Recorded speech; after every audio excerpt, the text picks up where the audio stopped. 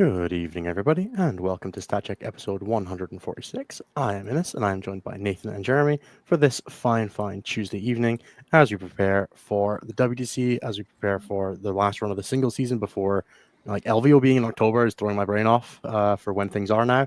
But yeah, it's... Although it isn't real and can't hurt you. And we're here today to talk about the stats. As the description might have seen, we have the stats. Jeremy and Cliff and Nathan have compiled everything wonderfully for us, and we have everything ready to go. We're going to be talking about the state of the game, everything going on, what you guys can expect. We'll also be doing a little bit more WTC coverage as we prepare for the event that so many of us build our lives around, mostly me at this point. But before we get into all of that, let's do the easy bit. Nathan, how you been? I've been pretty good. We ran like a little invitational kind of welcome back to Chicago RTT on Sunday, which was kind of fun. We got through a few rounds, which was amusing to say the least. I played Genestealer Cult with 5 big demons and beat my poor buddy on Genestealer Cult for a regular old time, where a Bloodthirster ate 4 Neophyte bricks worth of guns until suddenly dying. He probably should have died about 3 Neophyte bricks to 2 Neophyte bricks in, but he ate 3 and half of the shooting from a 4th one and then died. It was real something. It was definitely something. That's all I'll say. I swear demons are like the... What is it? They bend reality. The Schrodinger's cat of armies, where like they exist, and as soon as you look at them too closely, they disappear. Yes, this was definitely Schrodinger's Bloodthirster. Hold on 1 second. Where it looked like he was going to be gone immediately and then survived through everything. And that was just how things went. Oh, look, a kitty. Kitty. She will sing you the song of her people. She's very upset right now. She's sing upset. Sing the song of your people, Kitty. Please do. Nope. Stage fright. She's got stage fright. This is Abigail, everyone. Abigail is normally never near me, but right now Rebecca's taking a nap, and so she wants to be near me. She doesn't want to be held, though, so. Understandable. Well, Jeremy, tell us all about your week. How you been, man? I've actually not been doing very well. I've talked about it on the show a few times before, but I suffer from depression, and the last couple weeks have been really rough. I've gotten some pretty bad news family-wise, and I just haven't been feeling myself for, I don't know, probably about a week and a half. And so it's been dragging me down a lot. So community's been wonderful, though. Was hanging out with some of my locals on Saturday, trying to get some semblance of normalcy. And yeah, people are just wonderful. So I'm very grateful for the community we have when I'm doing like this. Good. Glad to hear that you have a good support system in place, at least. And fingers crossed things get better soon, man. I've been here before. Like I said, this is something I've been dealing with my whole life. It's not going to go away forever, but it also won't last forever. Yeah, for sure, dude. Well, on a slightly less interesting note, I've been playing a ton of Warhammer. That's mostly been where I'm at. Obviously, we're in the grind up for WTC, so we all descended on one of our teammates' houses for the weekend. We had Tyler Portell over in the States, so I think I played too much Warhammer. I think I played like 6 or 7 games. Obviously I'm running close to Ascension for WTC, but again, still nobody really wants to test into that. So playing a lot of Knights and Chaos Knights for people, just to give them a chance to play against something that isn't Genestealer Cult occasionally, but also playing a bunch of Genestealer Cult. And yeah, it's really fun shooting with that unit. I can't imagine losing to like Imperial Knights with it or something like that. Like some people might. It does happen. It's very important that they know that they shot the parent. Yeah, other than that, we have a little 8-round 5-round 8-persons team event this weekend. So we've got the full WTC team going to that. We've also got a secondary Team Scotland team going with all of our with a lot of our academy and some of our hangers on and friends of the team, which is really awesome. So we're down at Allies of Convenience for that one. We've Army Reactors there, Team Wales is there, and Team England is there, which will be good fun. So yeah, which is one of Team England starters and a bunch of their circulars as well. So yeah, it's going to be good fun. So yeah, we've got our full WTC roster. We're going to go and give it a proper good test out and make sure that we've got all of our matrices locked in for WTC. And then a week on 2 weeks on Monday. Wait, No, on Monday I fly, so 2 weeks yesterday. Fly to WTC to go play War Masters, and then for the team event, and I've submitted the same list for War Masters. I did the good old one day before War Masters. Is it time to list Spiral? This is the only chance I'll ever get to use full power Iron Priest. What if I just did that? I decided. Can we just I do did- something crazy and tell War Masters that they should use all of the changes, just so War Masters and WTC are two completely different metas? That would be amazing. So I don't have to just put an asterisk next to War Masters going, this wasn't a real event. I mean, it's never a real event. But I mean, it's even less of a real event this year based on the numbers, but it's still 260 players. I know it's like a medium-sized super major in the UK. Yeah, and that's fine. It'll still Yeah, be there's better only than one of them every major in month. the UK. Look, it'll be fine. I'm looking forward to it. I'm sure I everyone like will have a the- great time. It was I actually very prefer it when it's not like I appreciate the like size over substance approach of like LVO and LGT, but I like the like all killer no filler War Masters feel where it's just like almost it's just teams and circulars and it doesn't draw in a whole bunch of people from outside that. I find that like the first War Masters I ever played back in 2018, I think I played all 6 of my games were against WTC players or coaches. And I think I played 1 round against you and 5 rounds against WTC players. And it was by far one of the most fun events I've ever played. And that's what I'm looking for at War Masters. And like you do get that, but there's usually like a couple of rounds before you start that at War Masters. And you know, like obviously everyone's entitled to approach. But you know, I like it when it's all gas, no brakes. No, I get that. I mean, that makes sense, and I definitely respect that. I think that focusing on it more as that kind of like that word like premier competitive event would be good. But yeah, for sure. And I think there's different ways that premier can mean, right? Like, is Worlds less impressive because it's smaller than LVO and LGT? I don't necessarily think so, right? Worlds is just less impressive because no one's going to want to go this year outside of America. Sure, that by the by, right? But the concept of we I want to give a quick thank you. We have $10 to our Ben Jerk as super chat to buy Jeremy a drink. There you go, Jeremy. You have been ordered to go and get a drink by Ben. There you go. Well done, Ben. You manifested that real hard.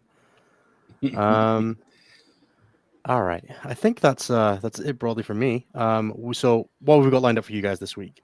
So first off, we're going to have a deep dive into some stats. As you might have noticed from the episode name, this episode is called Justice for Mordaka ? And I want to make it incredibly clear that no, Mordaka should not receive any compensation buffs. It's very important to me that you guys are all aware of that I think that Mordaka should stay in the bin along with the entire work faction. Just making sure that you guys all know that that's coming from my heart. But we're going to be doing somewhat some concerned for your comparisons. health if you weren't saying that. Yeah, I just wanted to make sure that none of you thought I've been replaced by a doppelganger. Tyler Portell didn't like steal my skin when he was staying in the next room and come on the show and be like, buff works for Lucas. So we're going to be doing that. We're going to be talking specifically. We'll be looking at the stats for Death Guard, Chaos Knights, and Imperial Knights over the last 6 weeks they've been out now, broadly. Yeah. So right now we have things broken up a little bit in the stats because we also have Space Wolves that have been added to the meta, and they are an army. They're there. We can look at the bigger overview of like the last. And then after that, weeks. I think Jeremy maybe dropping off after that, and we'll be doing the questions as usual.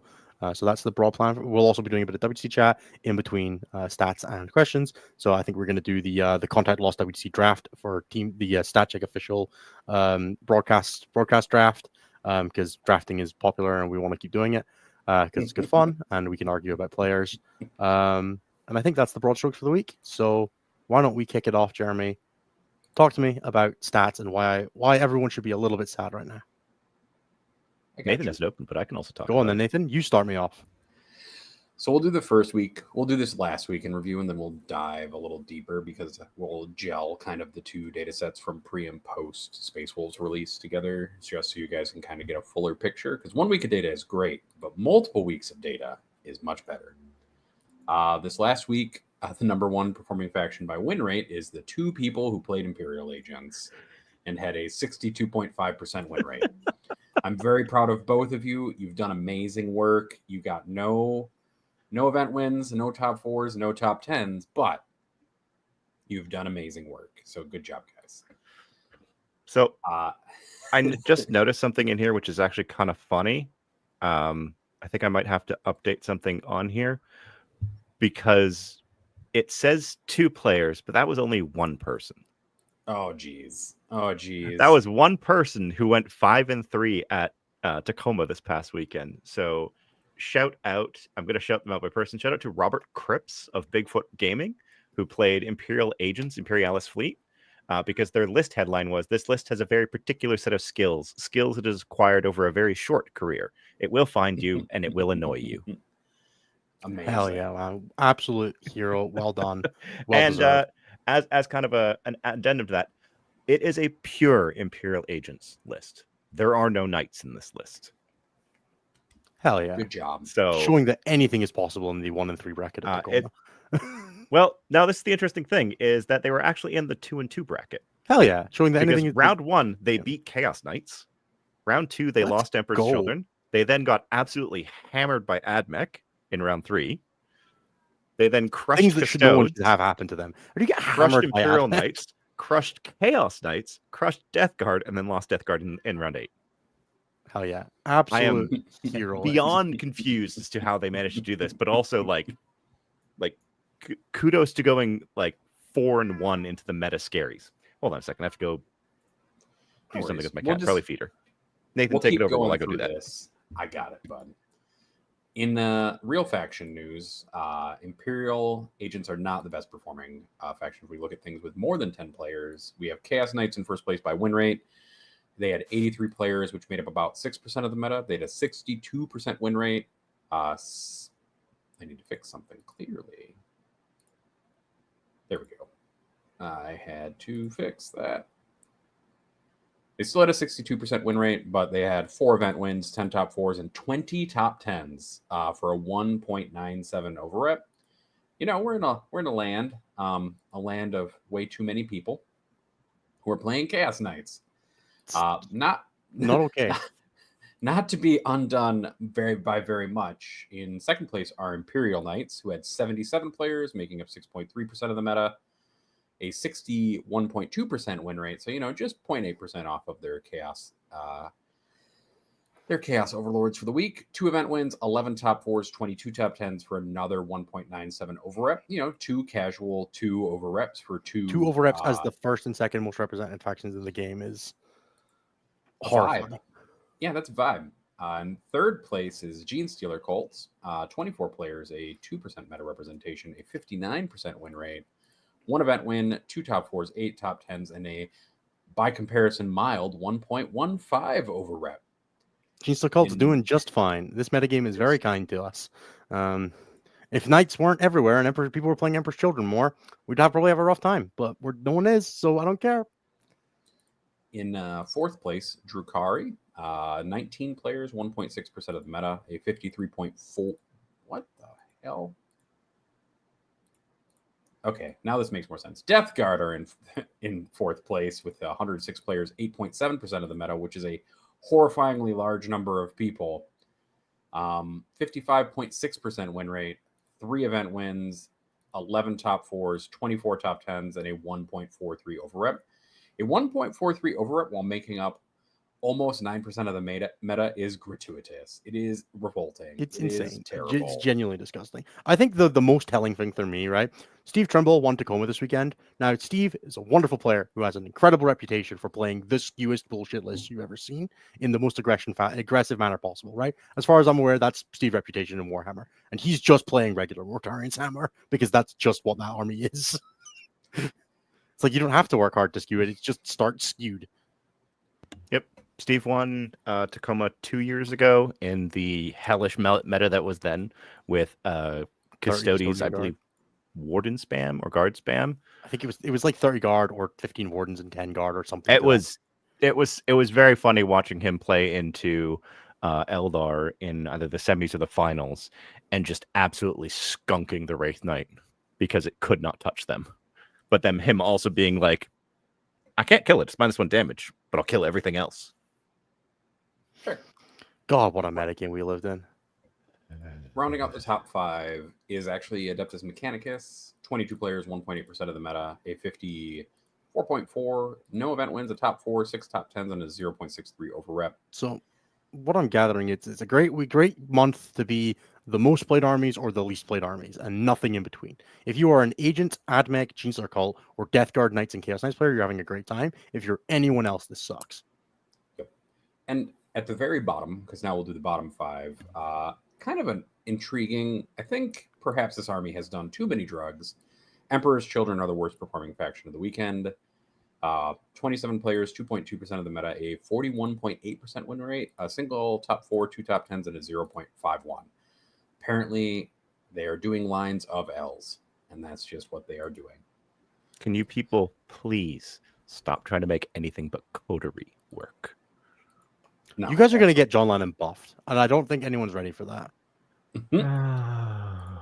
Second from the bottom are Grey Knights, who are receiving a Codex soon, according to the previews this week. 19 players, 1.6% of the meta, a 42.7% win rate, 1 top 4, 2 top 10s, and a 0.73 over it.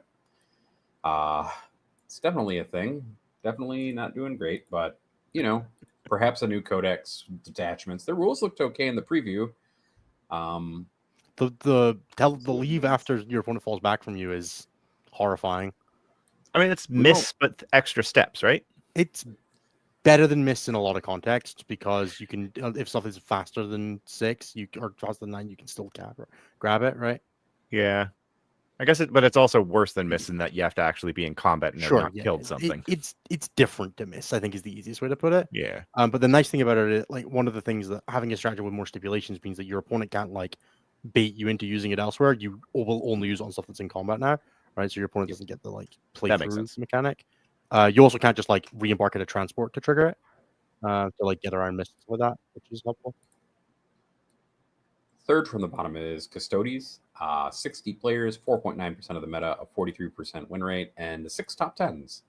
So a 0 for overrep because they couldn't quite get into top 4s. Don't be in the middle. Fourth from the bottom is Space Marines. 63 players, 5.2% of the meta, a 44.3% win rate. They have 4 top 4, 6 top 10s, and a 0. You guys are going to get John Lennon and Josh Roberts buffed on the same patch, and I don't think the game is ready for that. Don't worry. We've got Josh Roberts is covered by the next one, which is Necrons are the rounding out the bottom 5. With a 55 players, a 4.5% meta representation. I want to know how the hell they managed that with the buffs they just got.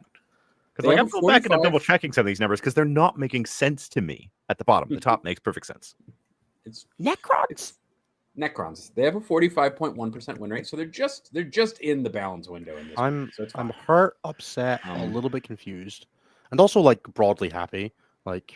I like it when Necrons aren't great. Yeah, but the problem is, you know what happens if that stays for I know. Wraiths are going to go down another 15 points, but this data is just identifying what Knights have been smashing is broadly what I think is true too. This meta is just telling us what's good into Knights and Death Guard and what's not good into Knights and Death Guard because that's the meta game right now. But God, it still hurts. So the question I have. This was last week's stats, or was this week's stats as well? This was this last weekend stats. I can go through the event winners real quick, and then we can ask a question, I guess, because there's maybe something to mind from it. Maybe something to mind from the title of the show? Sure. World Leaders have a 53.7% win rate. They won 2 events, top 4 to 4 events, top 10 to 9 events, got a 1.02. Chaos Demons have an event win, 2 top 4s, 5 top 10s, and a 0.54 while hosting at 50%. Sisters won an event. 3 top 4, 7 top 10s, and 1.43 over rep. Blood Angels won 2 events, 5 top 4s, 14 top 10s, and a 1.11. Chaos Space Marines won 2 events, 5 top 4s, 7 top 10s, and a 1.26. Astra Militarum won an event, 2 top 4s, 11 top 10s, and a 0.49.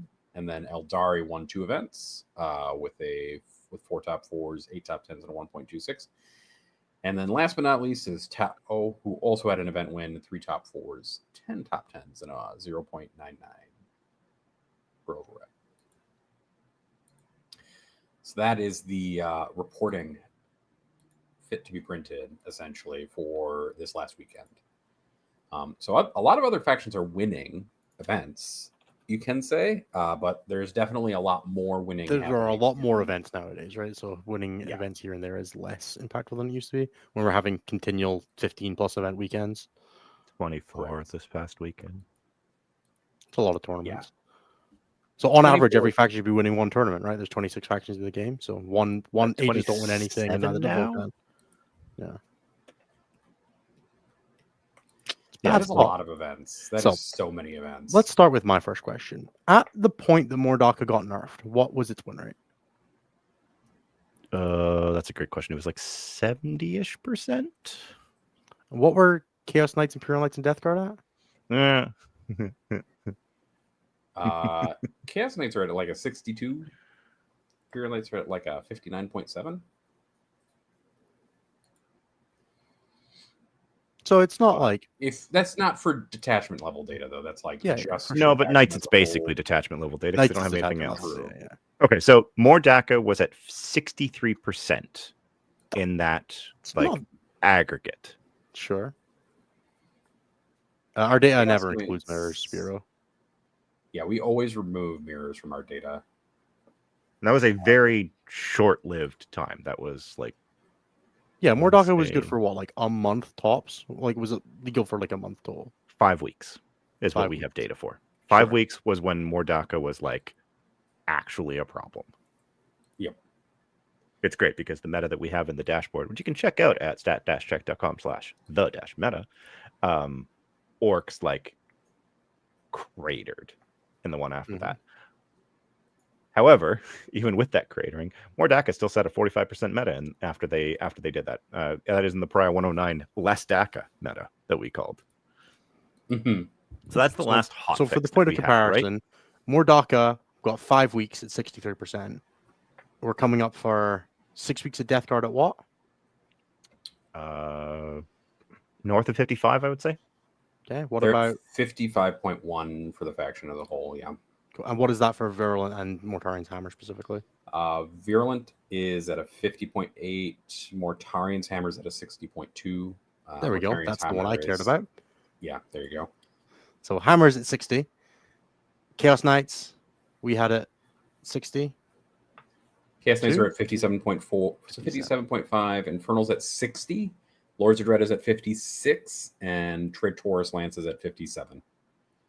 So Infernal the clearly only tracked one under significantly 50 well. is Iconoclast, which Sure. has like a single game. And then Noble Lance was 50 something. Yeah, keep in mind when you're looking at the faction ones, those unfortunately do include mirrors just because of how that particular sheet is built. Yeah, Once well, I the mean, you're playing once the like dashboard's Hammer been versus updated, Virulent you'll be and able to stuff take a like look. that, right, as well. So Yeah, Yes, these numbers do include mirrors. And then Imperial Knights are just their one detachment essentially and are 59.5. 59.5. So we do have a problem. Shout out to the we're one talking- person that played Questor Forge Pack sometime in the last couple weeks and got a 62 and that went 5 guy and 3. hates Eldar. That's all I know. Every single Quest or Forge Pack player is just like they have the hate in their heart, like Ebenezer Scrooge. That is the life they live for. Fuck Warp Spiders, because they're all playing a Valiant and they're all just saying, "I have legally distinct Overwatch. Move your models." That's all. Quest or Forge Pack players are the number one haters in the world, and I respect them. I do respect it. So the basic question that I'm asking here is, we are currently in an environment where we had Mordaka as the solo best army that was tracking at 62. And we are currently in an environment where there are 3 detachment levels that are at or higher play rates than Mordaka, which are all tracking for slightly lower win rates while playing each other in a metagame where Mordaka only had really Ynnari to compete with. And that's bad. I think that's the important thing here, which is I think the point here is that if these 3 armies didn't exist together, they would all likely be doing better than Mordaka. But I mean, you because can they are actually even look at distinct- that by like once the dashboard's fully updated, but like you can do it right now just by filtering out opponent factions. yeah, like just look at everything that isn't Chaos. What does their win look like, and do everything except Chaos Knights and Death Guard for Imperial Knights and so on and so forth around the trifecta. Yeah, so like if I pull out Chaos Knights and Imperial Knights from just what we had updated a few weeks ago, Sure. Death Guard fire up to That's a bad noise. A screaming. just double checking. My thing also panicked when I did it. Your thing panicked? I'm panicking. Yeah, Death Guard went up to 56%. So not a huge change. But this was also like And what's a it few for? weeks Do we have ago. the Hammer specific data in that subset? Yeah, Hammer goes to 63. Sure. So more Dakka level.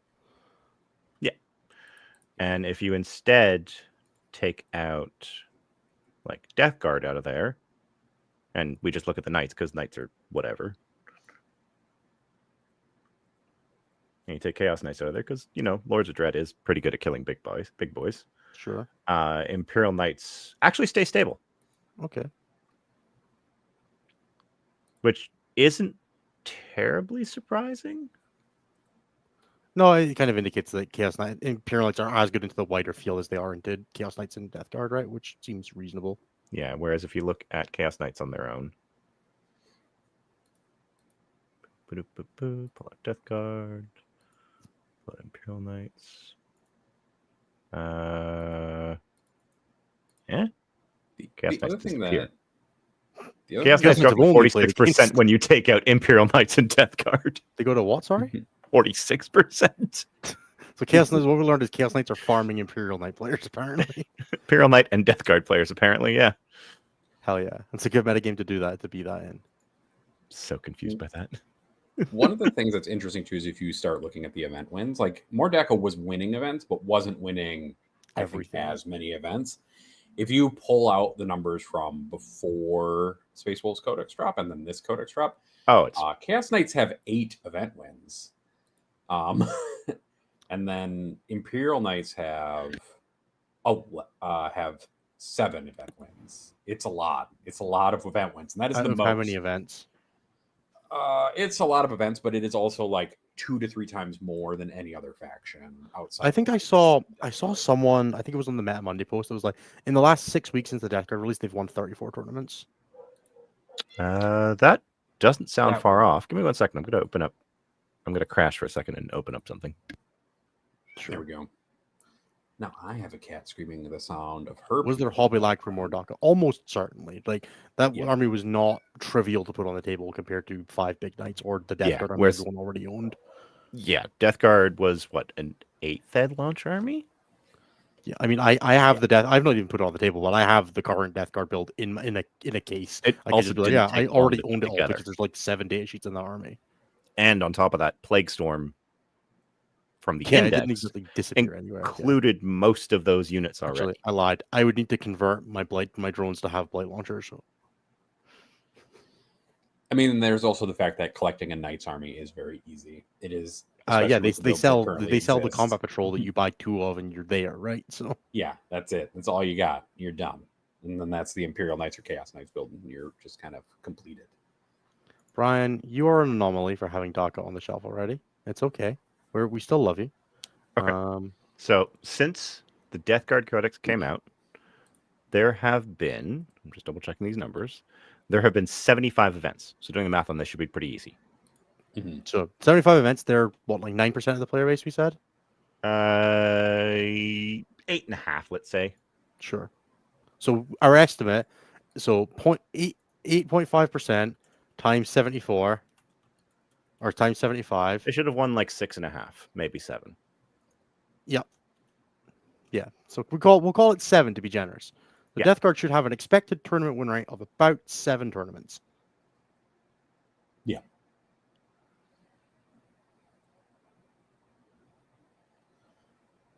Sorry, this is great radio. Yeah, sorry.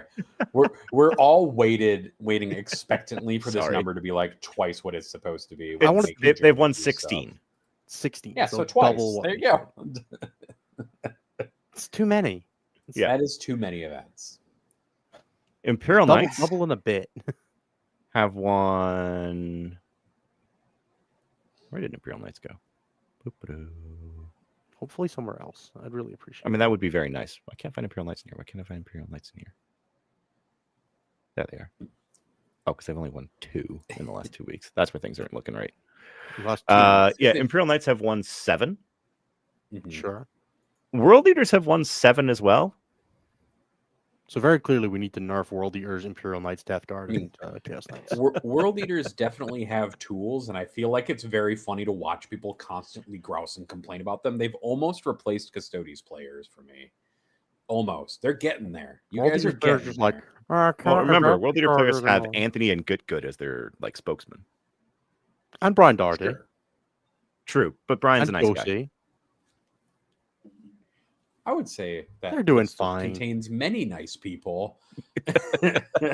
I think, okay, here's a very, very brief tangent. Emperor's Children or World Eaters? Which codex ended up being better? Because I think both of them World ended up Eaters. comparing themselves to each other a lot. I think World Eaters. World Eaters. And it's one of these things where like win rate and like obviously World Eaters are winning more than EC, where EC also copped a nerf, whereas World Eaters Sure. haven't seen any adjustments. Yep. But then there's also the fact of like World Eaters just seem to have more builds that actually can do well. Like even if it is just a Berserker Warband or Khorne Demonkin, you at least see both of those being represented, whereas you basically only see Coterie for EC. Okay, Two where does is Thousand more than Suns sit one. in that equation? Thousand Suns? Yeah, because I think if there's any army that's skating in this metagame with no attention definitely whatsoever, Thousand Suns. I mean, where are Thousand Suns Thousand sitting right Suns now? aren't What's really their data doing anything in particular. Thousand Suns in the most recent stuff than Space Wolves book release have 49% win rate, 5 top 4s, 14 top 10s, and a 1.07 overrep, which is like God, Suns average. players. What are Yeah, you like they doing? are, and this I think part of the reason that this is a bit iffy is that they get hard scammed by PBC spam and can also just lose horribly to Knights. And if we look at the numbers pre Space Wolf Codex, they're still only they're at a 54.7, 2 event wins, 6 top 4s, 12 top 10s, and a 1.54. So it kind of averages out though. So they're somewhere in the middle of those numbers. Yeah. Now, a wager that if you take the big bads out of there, Thousand Suns are terrifying. I'd imagine. I'd believe it. So if you take Death Guard and both Knights out, Thousand Suns are sitting at like a 58%. Yeah. Sure.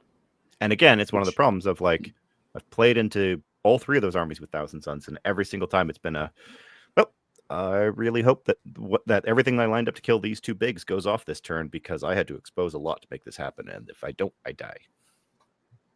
Just don't die. Just kill it all. You're playing Thousand Suns. What are we doing?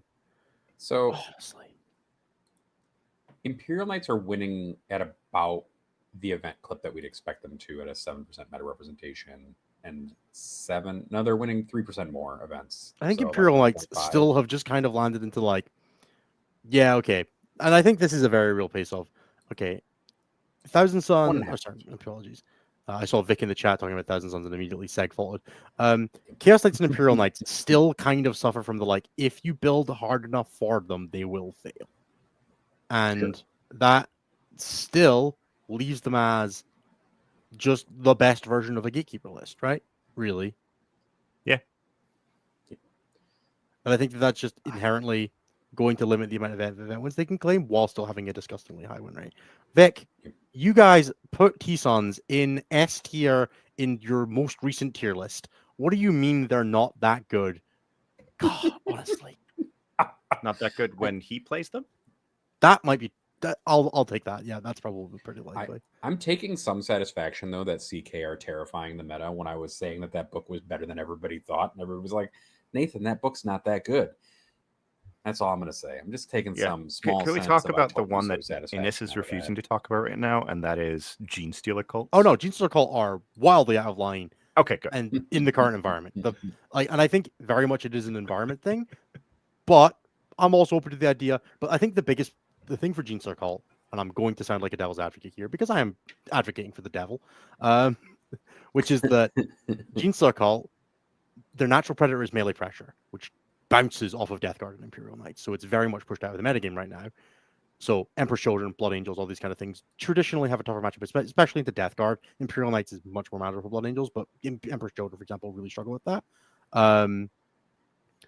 But they're really good into Knights, and they're very playable into Death Guard and Thousand Suns, which lands into a place of, yeah, I mean, of course they're winning a bunch of them. There's also very few people playing them. Yeah. So like yeah, they make up like less than 2% 2% of the meta most of the time. I'm fully on board with saying I think Genestealer cult is above the power curve. I don't think it's significantly above the power curve, but I do think it is above it. But it also happens to have a perfect confluence of the metagame factors that are positive for it are great right now, and the metagame factors that are negative for it are much weaker right now. Yeah. Which works out very much. Genestealer cult's T-Whip and average first loss is insane. I'm just looking at it right now. GSC is the only sub 2% faction with event wins, I think, in the data set as well. And it's a considerable number of them. Yep. True. If you look at it from both pre and post Space Wolves, they have 3 event wins between those 2 points, and they're the only sub 2% representation faction with an event. What's the TWIP in first round loss sitting at, Jeremy? First round loss for the last 3 weeks. Yeah, 3 weeks. Their average first loss is 2.5. That's high. What do we expect that to normally sit at? That should normally sit around 1.7 to 2.2. Like 1.8 to 2.2 is where So like, they're tracking a average bit army above, sits. but not like enormously. The thing is that when you compare it to everyone else, like the average is at 1.9, which is roughly, which is where it should be at for like the overall aggregate. But every single like decimal point above that they hit is considerable. So like Imperial Knights are at 2.3, Death Guard are at a 2.2, Chaos Knights are at a 2.2. Let's go GSC. Yeah. What is the The T-Whip? No, not TWIP. I had something else. Nah, I lost it. Yeah, so Wasn't GSC's anything- T-Whip, which is tournaments and winning position. It's a stat that was created by the Falcon over at 40K Stat Center way back in the day. It's a measure basically of a ratio of a player's a player set's population versus how often they start 4-0 in an event. And then it scales also for larger events, because it used to be like you'd only had 5-round events. And if you were 4-0, you were in a winning position because you were going to play on the top table. But if it's an 8 or 9-round event like the Warhammer Opens, then that's going to be very different. And so you basically, for every round past that you win, your T-Whip score goes up a little bit. Genestealer Cult's T-Whip right now is 2.62. So this should be a 1. Same with Overrep. There are only 4 armies that have a T-Whip higher than 1.5 right now. And I think you can guess what the other 3 are.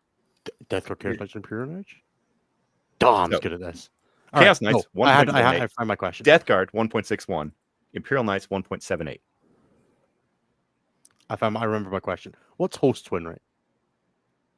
I mean, it's basically just GSC's win rate. But Sure. Sorry, guys.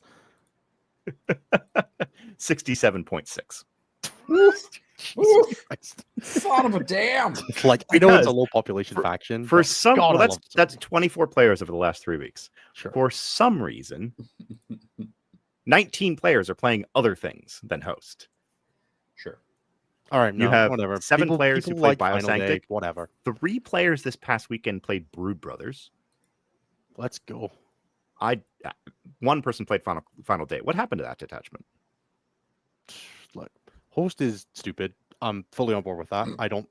Again, if there was 30 people, if 30% of every room was playing Genestealer, was playing Blood Angels and Emperor's Children, I'd be pissing my pants and have a 50%. And that'd be much scarier. But they're not right now. And Host makes out like a bandit in this metagame. 100% it does. Yeah, I got nothing to say. I would not be shocked if Host coughs to nerf. I would broadly be like, yeah, whatever. I would understand it. John Lennon and Eric Lather still assure me that they're terrible. So apparently, you guys all just need to work harder. Apparently, The biggest thing too about it is probably that there are 24 people playing Genestealer Cult over the last bit, and that is like the lowest representation faction for Death Guard. Oh yeah, it's less than 1% of the player base. There were 2,700 players over the last 3 weeks, and 24 of them were. It's very few people. Were host, but I'm just I like to be Still loud a around problem. the internet about Host of Ascension. So or Shield host. poor Shield Host. 28 players, 36% win rate. That's pretty bad. Like if there were like Actually, think if Host you of take that Ascension number as of well. players and that number of GSC players, they actually average to a 50. Sure. If there's any army though, I will Sure. say that is strongly like production metagame argument, like only like psychopaths are putting Host on the table, right? That's got to be. No one's just being like, oh yeah, let me just pull my Host army out of the cupboard. And yeah, Floof chucks at $5 at us. It's not our fault people don't know how to throw into Host. Buff the opponents, don't nerf the army. It is certainly. It's that same thing, right? Like always comes up with these low player population armies. How well do people really know their game plan into Admech, Drakari, Genestealer Cult, right? All these armies that are low population. They're not popular enough to learn the play patterns. I played a game this weekend against one of my like one of our academy guys who was like, yeah, every time I play against Toast, I get halfway through turn 3 and I remember how I meant to play against it, but I spent the first 2 turns just making mistakes, and I don't play against it often enough to bother learning how the early patterns work because it's just so low value to me. So I just lose the game against them. It's like, it's fine because it happens once every 30 tournaments. Who gives a shit? Yeah. And I think that's totally fair. And yeah, but it probably also does represent like the kind of thing of if the army is going to get rebalanced around it, it probably needs to be in such a way that like you do compensation buff it, right? Because it's very much a case of the top needs to come down, but the average is still pretty low. So you could afford to like, bioscientific buffs or some shit like that, right? No one's playing bioscientific. Sure. But I'm always, as always, you gotta be cautious. You gotta be really careful with compensation buffs. Man, they ruin the game when they get them wrong. Yep. Yeah, they 100%. really do. Also, I am done with Genestealer Call after WTC for at least a month. So I have played way too much host attention. So I'm ready. Honestly, getting it nerfed and getting it taken away from me would be so great for my mental health. My favorite. All right. I don't know. I think people have kind of figured out that the meta is very top heavy right now, regardless of the situation. The meta is bad right now. I don't want to use the word top heavy. Top heavy means different things to me. The meta game is bad. It's just straight up unhealthy. Like, there are like 6 playable armies at the top level. Sure. Frankly, like you are playing right now. You're playing exactly Genestealer Call, World Eaters somehow, Imperial Knights, Chaos Knights, Death Guard, or what was the last one? It's going to confuse me. Or your Skari. I think that seems to be the options. Which I will say, shout out to Skari, going 8-1 yesterday, only losing in the Shadow round to Purge. Yep. Which also Purge. He says Purge is his best mission, so I don't buy that. He may be right, but it didn't work out in this case. That's skill issue then, because Skari says the Purge is his favorite mission and his best mission, so he doesn't get to use. He doesn't get to hide behind Purge as an excuse. Oh yeah, but shout out with him playing pure Drukhari and now being number 12 in ELO in the world. Hell yeah, dude. There you go. Also, ELO's updated, folks. Jeremy pushed that today, so go get your internet points. Vic asks, "What would I play if not GSE?" I am incredibly excited to get to put Tunnel Snakes on the. I was literally played 2 games of Tunnel Snakes. I am so ready to just. I have booked an RTT the weekend after WTC because I am a goddamn idiot, and I am playing 4 Norns. Fuck yeah. That is the perfect number of Norns, I won't lie. I'm going to take my 3 Demacarons out of their dust box. I rebased them onto 100 mil rounds a year and a half ago. They're going into a list with 15 Raveners, and I'm going to play 15 Raveners, 3 Norns, the Swarm Lord, and a Biovore, and like 2 Lictors. And I don't care if there's the rest of the list to go with it. I'm just going to fill that with points divided by Gargoyles after that. Amazing. I love everything about that. I won't lie. Points divided by Gargoyles is how you do that. 1 emissary, triple assimilator, and I'm going to play a 3-round event with Tunnel Snakes. And then after that, I don't know, but maybe I am excited about a whole bunch of things right now. I own a Grey Knight army, ready for them. I have not really put Space Wolves on the table a ton since I did all the initial testing with them. I love my Blood Angels. They're very ready to go. There is so much that I want to get to play, and every time I think about playing it into Imperial Knights or Chaos Knights or Death Guard, I'm just like, So I'm really hoping that by the LGT, we have the Eurotrash into LGT into Worlds spread of 2.5 months. So I will be aiming to have something that I can play. I don't know if I want to play the same thing for the whole time, but I'm going to play a whole bunch of different things and kind of get a feel for that. And then we'll probably potentially we'll get new data sheets with the new attachments with the balance update in September or October, whenever that drops, which maybe the Genestealer cult will be in there and a whole bunch of things like that, right? So there's always, every time I think I'm out, it finds a way to drag me back in, right? That is how it works. And at Eurotrash, we don't need something other than 10 tennis. It's great that I can be 10 tennis because someone else can pick up the slack. It's Eurotrash. Our team's going to be broken. But that's my role. Yeah, but we don't have a second Canadian to back you up this time, so I can be the second Canadian. Who was our second Canadian last time? Trent? For BFS. yeah, Trent. Okay. I mean, he didn't make America, so second Canadians. About as close as Oh. Sorry, Trent. Love you, buddy. Ooh. Trent was a gem. I really liked Trent, playing with Trent him. was great. So yeah, I'm very much excited for the post WTC period where I get to stop playing. I played, like I took like a month off to play for Nottingham and LVO to play Blood Angels, and I took a little bit of time off for the Euro Trash to German Super Major to play Blood Angels and Gladius. And other than that, I think every game I've played since November has been Genestealer Cult, pretty much.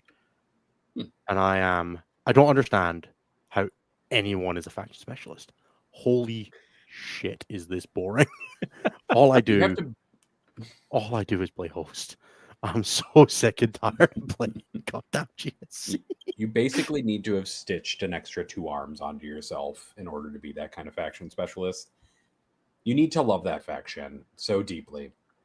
I've got like between now and WTC finishes on the 11th of August. It is the 22nd of July. That gives me 20 more days of Genestealer Cult. I'm probably gonna play another 40 games of GSC in that time. Gross. Jesus Because I Christ. have 3 tournaments plus all my practice in the next 20 days.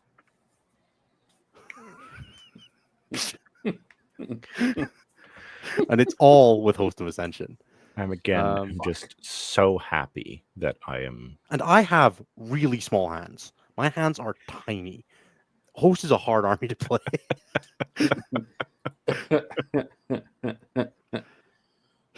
Oh, jeez. I don't know anymore.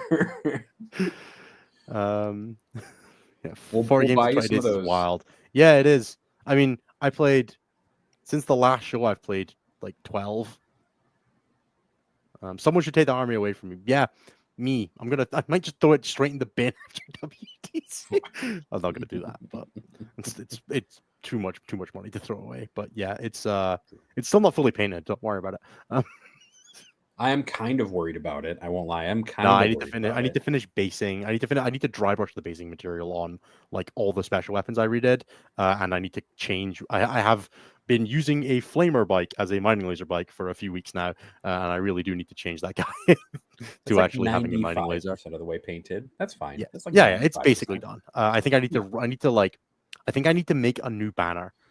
I'm gonna do I need to do like a GSC model that's got a stat check banner for WTC, because I had my Sterngar veteran with the stat check and the Red Dragon logo, and then the Scotland Lion and the Saltire on his banner in the quarter. I need to do a proper Genestealer called like just utter idiot holding the giant stat check banner to go on my my Primus brick. Please do that. I love that. I'm I very love much that going to. idea. I need to like go and buy a box of Guardsmen with a cool ass banner that's blank and then convert it. That's one of my few hobby goals between now and WTC. I was gonna say, wouldn't really stretching here? Wouldn't the chapter ancient model that came in was that in Indomitus? The Blade Guard Ancient? No. The like generic chapter ancient that had like the blank space for the chapter icon. Oh yeah. That was in just the generic one from Dark Imperium. Oh yeah, that was Dark Imperium. Jesus. Casual. That would be a decent base for one. Yeah, but I want it to be like I want it to be like a flowing banner more so than like a static banner. So I'm gonna have a hunt through like the guard models and stuff like that and make a decision. I have a Bayard's Revenge kit and a chapter ancient sitting around for when I eventually build up my second company hero squad, so I can have the banner like planted ancient like planting it in the chest of the orc. I'm gonna convert that because it's like the Emperor's Champion model. I'm gonna convert it into an ancient. I love that. Yeah, the generic ancient's cool, but I think you can make him cooler. And maybe I'll need 15 of them for my new Black Templars army with the ancient detachment. God. Do we want to talk about the previews then for a minute? Since yeah, we can talk about previews and then we can do the Contact Lost WTC draft. I think that's the goals. Sure. I'm gonna go and find that while you talk previews. All right, so they have previewed that Black Templars are getting a supplement that's up for pre-order on Saturday. It looks like they don't get Oath of Moment anymore, and instead they get a series of buffs, including like +1 to wound and melee if your opponent's toughness is higher or equal to your strength, which seems good. I don't know. Yeah. Probably. I mean, fine. It's like about as good as Oath, but you get it on everything. yeah, Yeah, But getting it it only works without against some having to stuff. target it is kind of nice. Also, that just makes their fucking volume of melee attacks they had before, like with chainswords or sword bros or even Hellbrecht, just terrifying into so many armies. yeah. I mean, it is just good into everything that you want your melee to be better into, like just flat, basically. Although I Except did for just realize T3. something really funny about that. Hmm. What's the generic chaplain buff? +1 to wound. Yeah, it's really Plus one to sad that it wound. just like doesn't work for. I really hope that like Grimaldus doesn't keep. Does he have that right now? I have no idea if he does. No, Grimalda's picks like 3 buffs from advance and charge, reroll hits, and 5 of Feel No Pain or something like that. That sounds about right. It I goes remember on the pick. 5 of Feeling Pain because you could have 2 sources Maybe of it. it You might be had +1 AP in melee. It's something like that. It's like a damage buff, Feel No Pain, and advance and charge. And like otherwise, the detachment that they previewed is if an ancient is targeted, they have the new version of transhuman where strength higher than toughness is -1 to wound if you target an ancient unit. And then you can move with the righteous zeal move 2 objectives to the closest objective marker. So instead of I any think of we the can first probably closest guess enemy. Sword Brethren are getting Blood Surge, which is probably, Righteous Crusaders are probably getting Blood Surge, which is probably fine on 20 model squads, right? Sure, definitely. I'm sure it's fine to just have that much OC just roving around the board. That's what Berserkers have. True. And they're 20-man squads. Exactly. It's also true. totally fine there too. It won't be way worse in Gladius instead of. Reasonable. I'm sure Then, it'll be fine. Then they previewed Grey Knights. Grey Knights we talked about like very briefly. They have a pretty like useful rule, which is just reroll ones and hit and wound roll if you come out And you come out of a tunnel, yeah. strike. That's fine. I think we briefly. I did go through a tunnel. It's definitely better than their current one, which is flat advance 6 and an army Teleport Assault is cool, but it's not amazing. And they're moving Teleport Assault to the vehicle detachment and giving it Assault as well, which I feel like makes sense. Get your Storm Raven and your Thunderhawk. Can we stop just printing a Firestorm, Star Shatter, what have you in every single book? No, dude, it's totally fine for vehicles to flat advance 6 and go through walls and. My favorite though is the reflexive stratagem where you can cause mortal wounds back to people who cause you mortal wounds. That's my favorite. How does that work with like? Does the game track who damage comes from with like grenade? Because technically the stratagem is dealing the damage, not the unit. Like if you kill a unit with grenade, does the unit get judgment tokens in Votat? I think yes.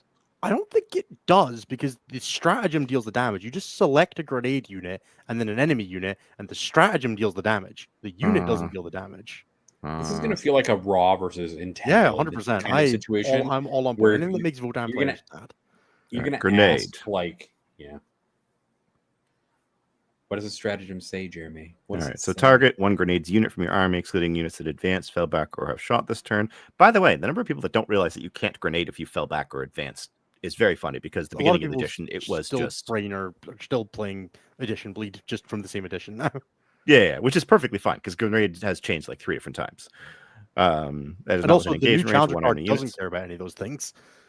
Yeah, and you don't even need a keyword to do it. Jeremy, read the strategy. Effect, select 1 grenades model from your unit and 1 enemy unit that is not within engagement range of 1 or more units from your army and is within 8 inches invisible to your grenades model. Roll 66. For each 4-up, that enemy unit suffers 1 mortal wound.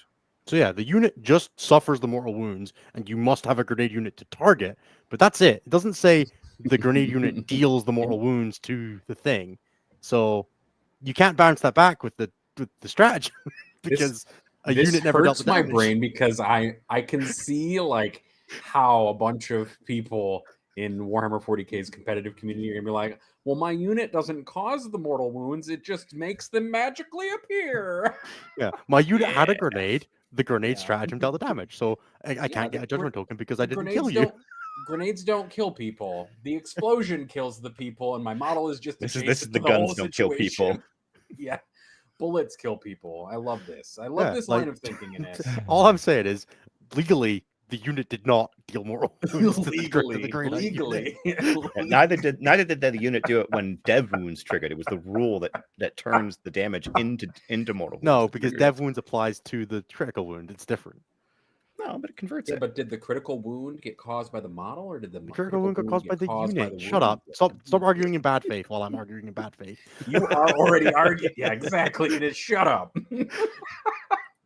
Otherwise, it is on a 2-up, which I do find funny, up to a maximum of 6. It's an amusing rule. I think it'll be funny when it gets properly FAQ'd to cause it on like every single situation where mortal wounds are caused. Because I think this doesn't even work against thousands on psychic abilities.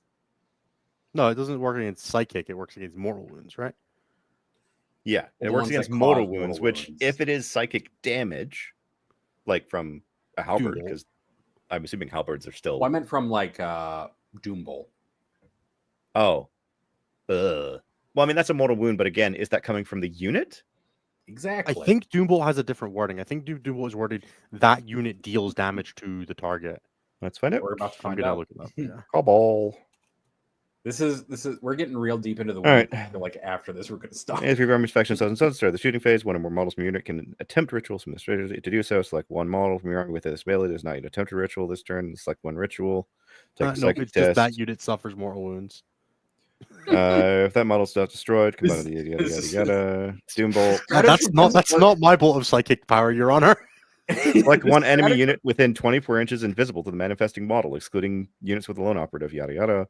That unit suffers D3 mortal wounds. So So- killing something What with Doombolt situation doesn't generate a does judge this token. work? Then it doesn't work seemingly in any scenario. Well, it works from Thus devastating far. wounds or from like. Does it work from tank shock? How does I tank? don't How think does it tank works shock from work? tank shock either. I'm sure tank shock is also worded like Yeah, 'cause grenade and Tank shock worded is just worded off of the vehicle keyword, just like grenades is just worded off of the grenade keyword. Yeah, but it's like, Yeah.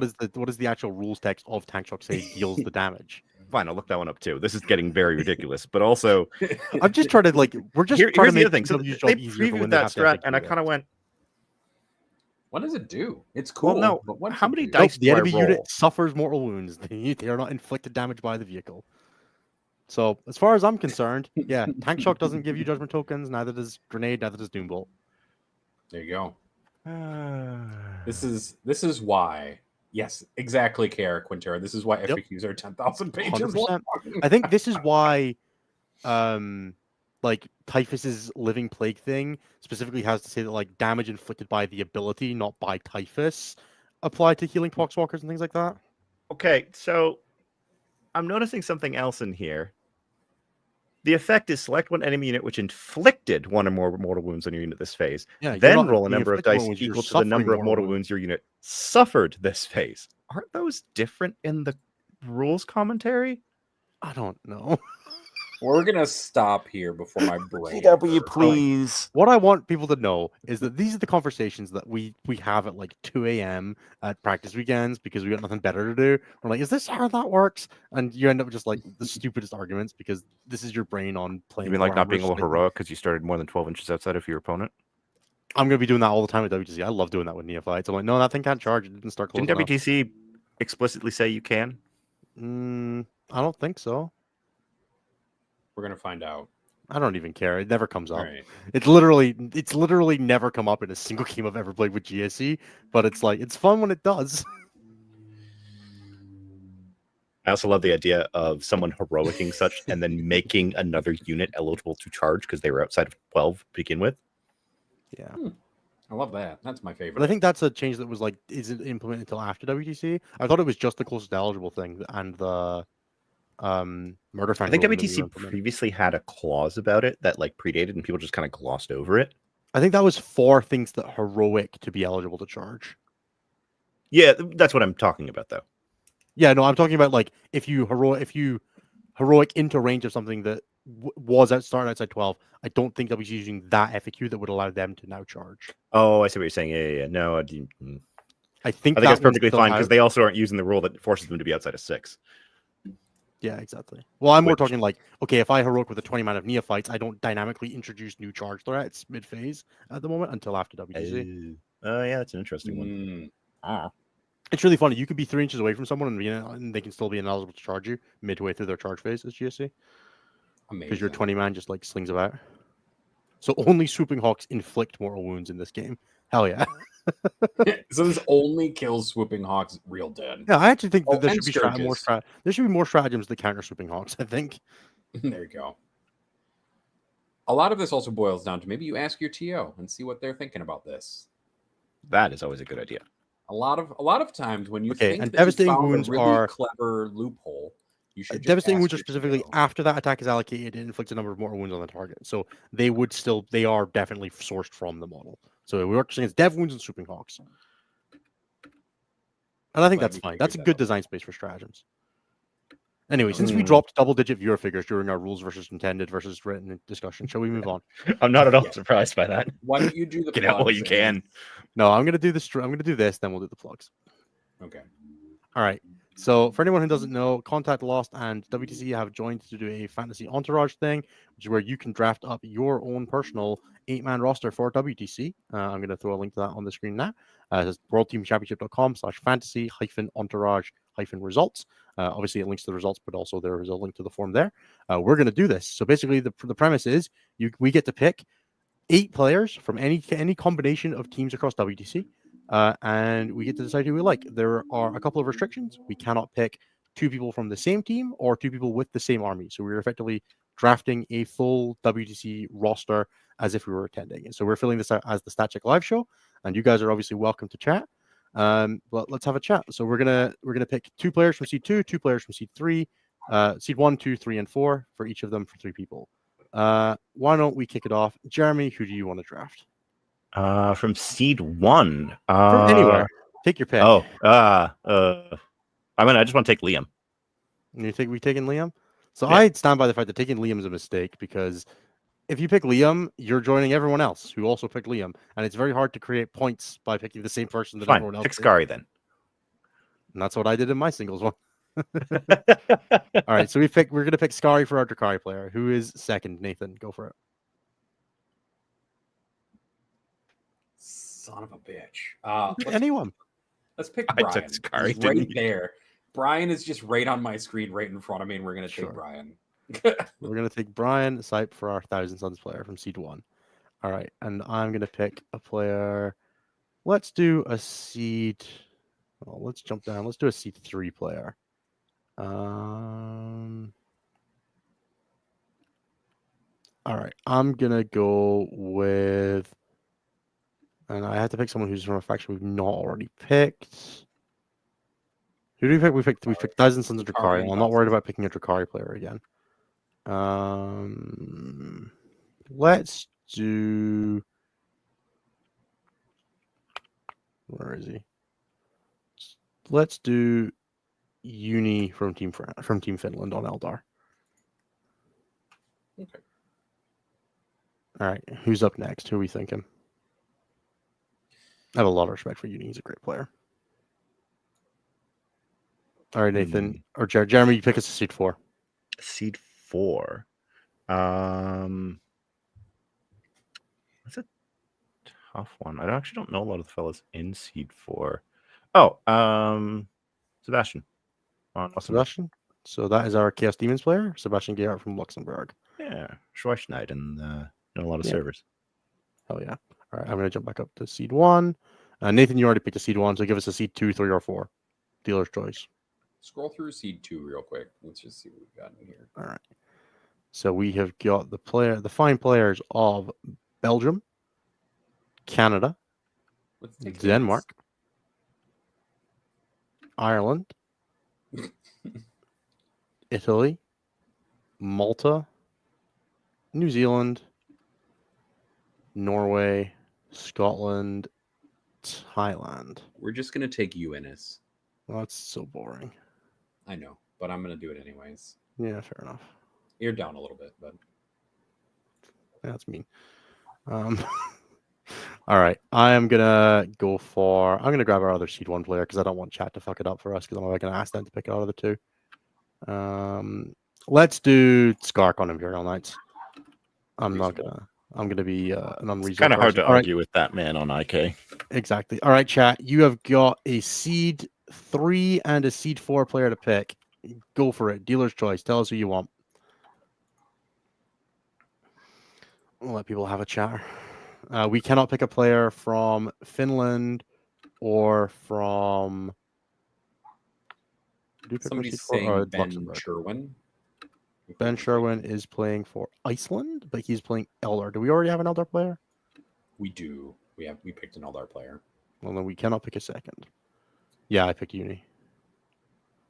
I just feel like we shouldn't be allowed to pick mercs. Nassim for tier 4, apparently. We unfortunately cannot pick Nassim for tier 4 because that is cheating.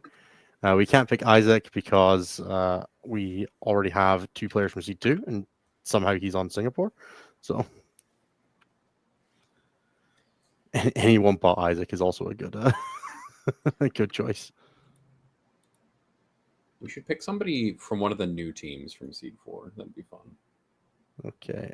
I don't know many of the players on any of these teams. I think there's a player named David on China. David on China. One of our patrons. No, David played for China last year. I don't think he's playing. Oh, is he not playing this year? No. We could take their Chaos Knights player, though. I do like that idea. Let's fill our Chaos Knight slot. Actually, did we take Death Guard yet? No. Take Jerry then, because if I remember correctly, he's one of the ones that is quite terrifying. Sure. Ranshin was their Death Guard last year, I believe. So we have Kifon? No, Kifon maybe. I'm struggling to remember. We have another tier 4 then? No, we have a tier 3 to pick. Okay. Who did you pick in the draft, Nathan? Swiss. Malta? All right, let's pick a Malta. Let's take Ranagius then. Let's do it. Is No, Malta Malta's tier- C2. What are you talking about? Malta's Who's your tier C3? two. Who did I take? Finland. Malta being C2 still throws me off. It's Finland is who I picked for C3. Oh, we have a Finnish player. Jeremy, who did you pick for C3? We should take somebody from Czechia, actually. That's a Yes, good we call. should take someone from Czechia. Well, hold on. They're my opponents. What are we doing? We're Yeah. taking them anyways. Go up. Yeah, Alphabet Florida, that's hard. All right, who are we looking at? Wojtek. Their death. Darn it, we already took Death Guard, didn't We we? already took Death Guard. Can't do it. No. Wojtek and I had a hilarious game last year at WTC when our countries faced. We could take Patrick, their Necrons player. Yeah, but look, come on, man. What are we doing? Necron players aren't scoring big points. Have we taken Space Marines yet? No, I don't think so. I think Jakob's pretty good. That'll do. There you go. All right. So our draft roster is the wonderful, the eponymous Skark from Poland. I'm not going to try to pronounce your name, Skark. Apologies. We have Brian Sipe on Thousand Suns. We have Rezwan Martinez on Drakari. We have some asshole on Dreamstar Cult.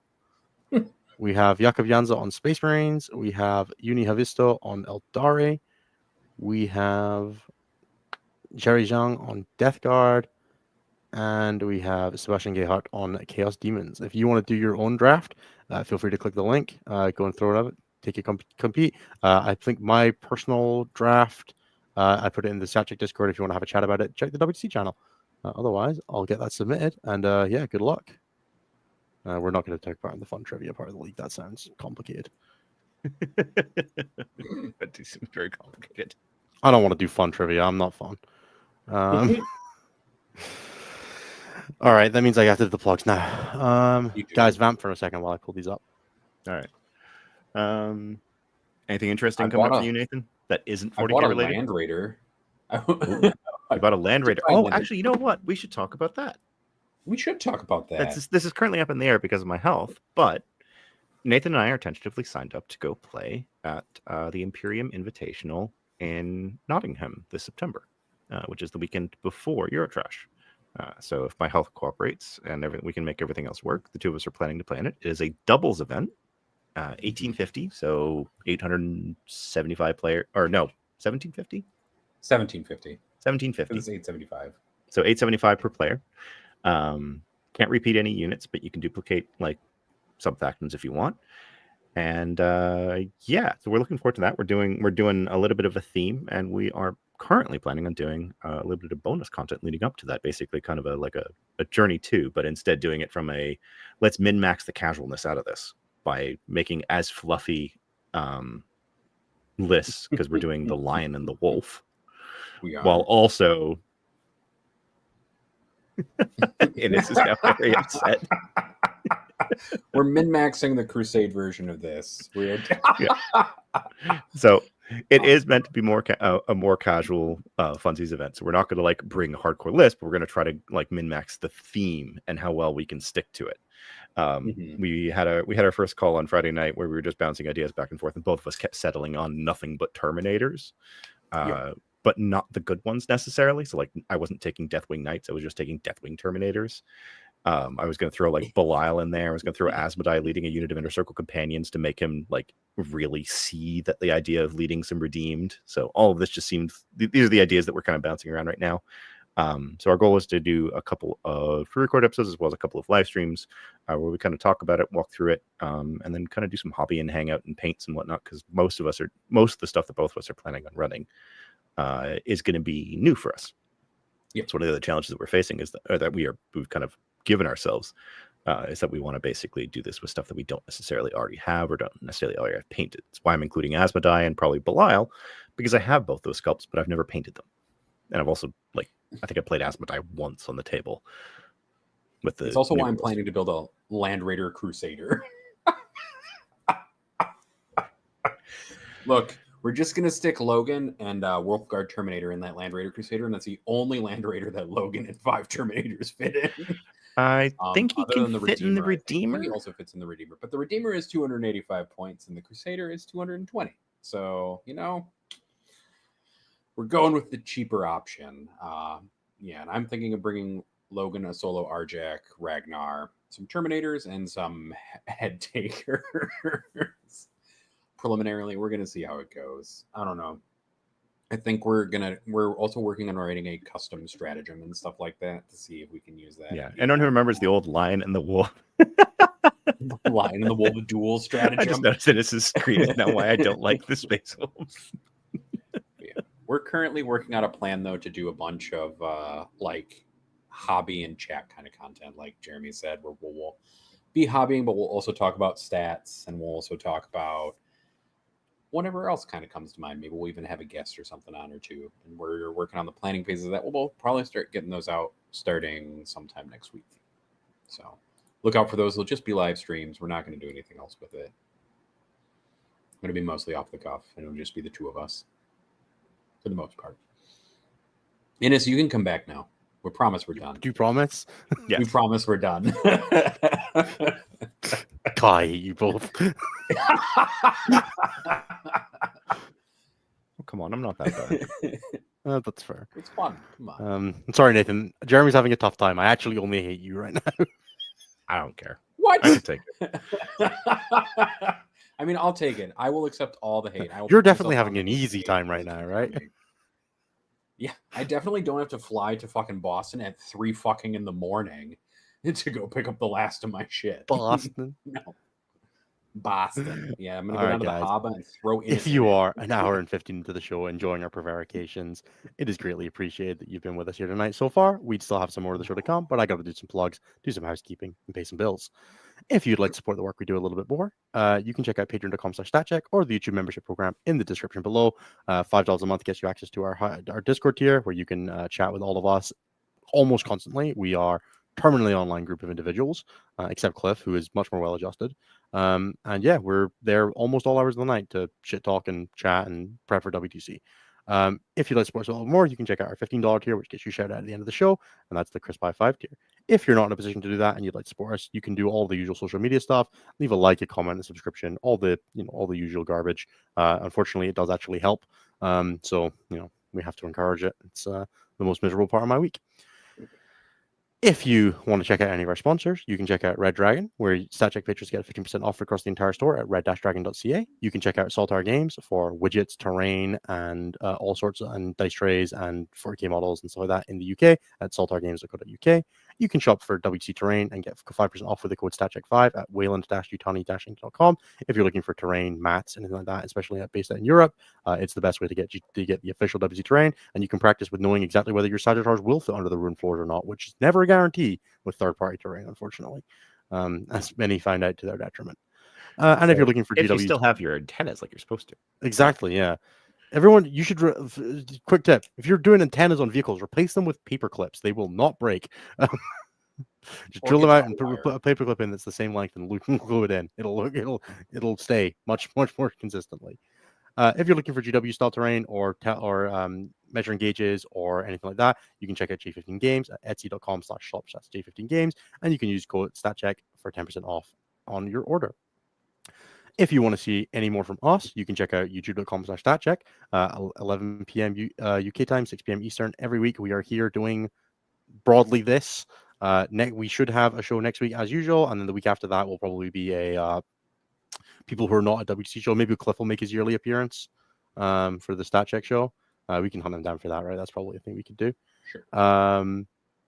Yeah, it's probably a thing we can do. I'll speak for Cliff. We'll have a stats guy episode. It'll just be me, Exactly. Jeremy, and Cliff. We'll have a stats episode. It'll be fun. Exactly. Wouldn't that be glorious? And you can also check out the other shows on the network, such as the newly revived Enter the Matrix, now featuring Liam VSL, Brian Sipe, and Nassim Fouchain. If you want to hear from our wonderful French people plus Brian, you can check that out from the first episode, Entre dans the Matrix, which went up on Wednesday, Thursday, something like that. So yeah, please do go and check that out. You can also find episodes of Take All Comers. They just did their most recent episode on Thursday gone, so or Wednesday gone. So yeah, you can hear much more from the network there, as well as back episodes of everything like End of the Matrix, XM1, Take All Comers, and Champions of 40K, and obviously our good selves. Lastly, if you'd like to work with any of the myriad StatCheck coaches on anything we talked about today, if you really just can't seem to get a win with Host of Ascension, drop me a message. If you're struggling with Chaos Knights or struggling to play Chaos Knights somehow, stat-check.com/coaching. We'd love to help you out with anything and everything that you're working on at the moment. It'll be a busy period for a lot of our coaches as we lead up into WTC, but I certainly know for myself, I'll be working up into the wire, and I imagine everybody else will be doing very similar so that we can, go and drink egregious amounts at the many bars of Leoben. Otherwise, we're going to go into show questions. As always, there are two ways to get your show questions answered on the show. One is to leave a super chat in the YouTube live show, at which point we will respond. We will answer your questions. The second is to be a member of our Patreon Discord, as we discussed earlier, and jump into the show questions thread. There is a third super secret way, which is just ask a really good question, but we unfortunately can't promise that every question is a good question or that we'll have time for all of them. Usually we don't. Usually we don't. Usually we ignore a lot of them because Isaac asked them. So yeah, let's kick it off. Do we have any super chats we need to cover? Sebastian sent 10 Canadian. Another drink for Jeremy. See this weekend at the Red Dragon GT. CK Infernal Lance, Rodigus, and 3 Nurglings or 2 Huntsmen. 2 Huntsmen. Rodigus sucks. He can't move. Fuck that guy. I love Rodigus. He's very funny. Not wrong. Most likely see Sebastian. Sebastian, I believe, Potfang. Super chill dude. Usually plays Imperial Knights. Him on CK sounds very interesting. Yeah, hopefully be there. But again, it's all going to be based on health. Fingers crossed, man. All right. Got the thread up. You're going to start with a question from Frank, which is, as per usual, 2 questions. The first question is, how do you guys feel about Templars, about how Templars are shaping up? Not from a meta strength perspective, but how GW is potentially approaching non-compliant chapters. Do you guys prefer removing oaths for a different rule, frees up space in the power budget to allow for more experimentation at the risk of a potentially greater chance of, oops, we did 9 Drukhari/Harleys? Oath is like the most boring army rule in the game. So it's like them and that and judgment tokens. So I'm kind of glad it's taking a bit of a side grade. I'm interested to see the design space. I think the oaths look very conservative is how I would describe it. And that's broadly fine. I think it's okay for those rules to be conservative. But we haven't seen any detachment rules yet. Yeah, so we haven't seen the detachments. We haven't seen the integration. It's definitely a blow in the side for Black Templar's Ironstorm, which is definitely my saddest part because you will have Templar Vows now, which it's fine. It'll be different. Black Templar's Ironstorm will likely be a very different army, or we'll just play Space Wolves now or whatever. Right, like it's fine. I imagine that is a very real part of it. No wondering if there's other interactions that are going to be broken as a result. There's definitely a thing in there that says you can't play Sternguard, which is because Sternguard have a data sheet rule that just only interacts with Oath. I would expect they have their kind of their own they'll have data sheet as a result. They have Sword Brethren, right? So they're also closing the loophole on taking like Black Templar vehicles. They closed that month. They closed that year, like a year ago. Yeah, I think there's a very real degree of They did that change for Stern Guard so the WTC wouldn't say that they get to pick an old target just for their Stern Guard. Yeah.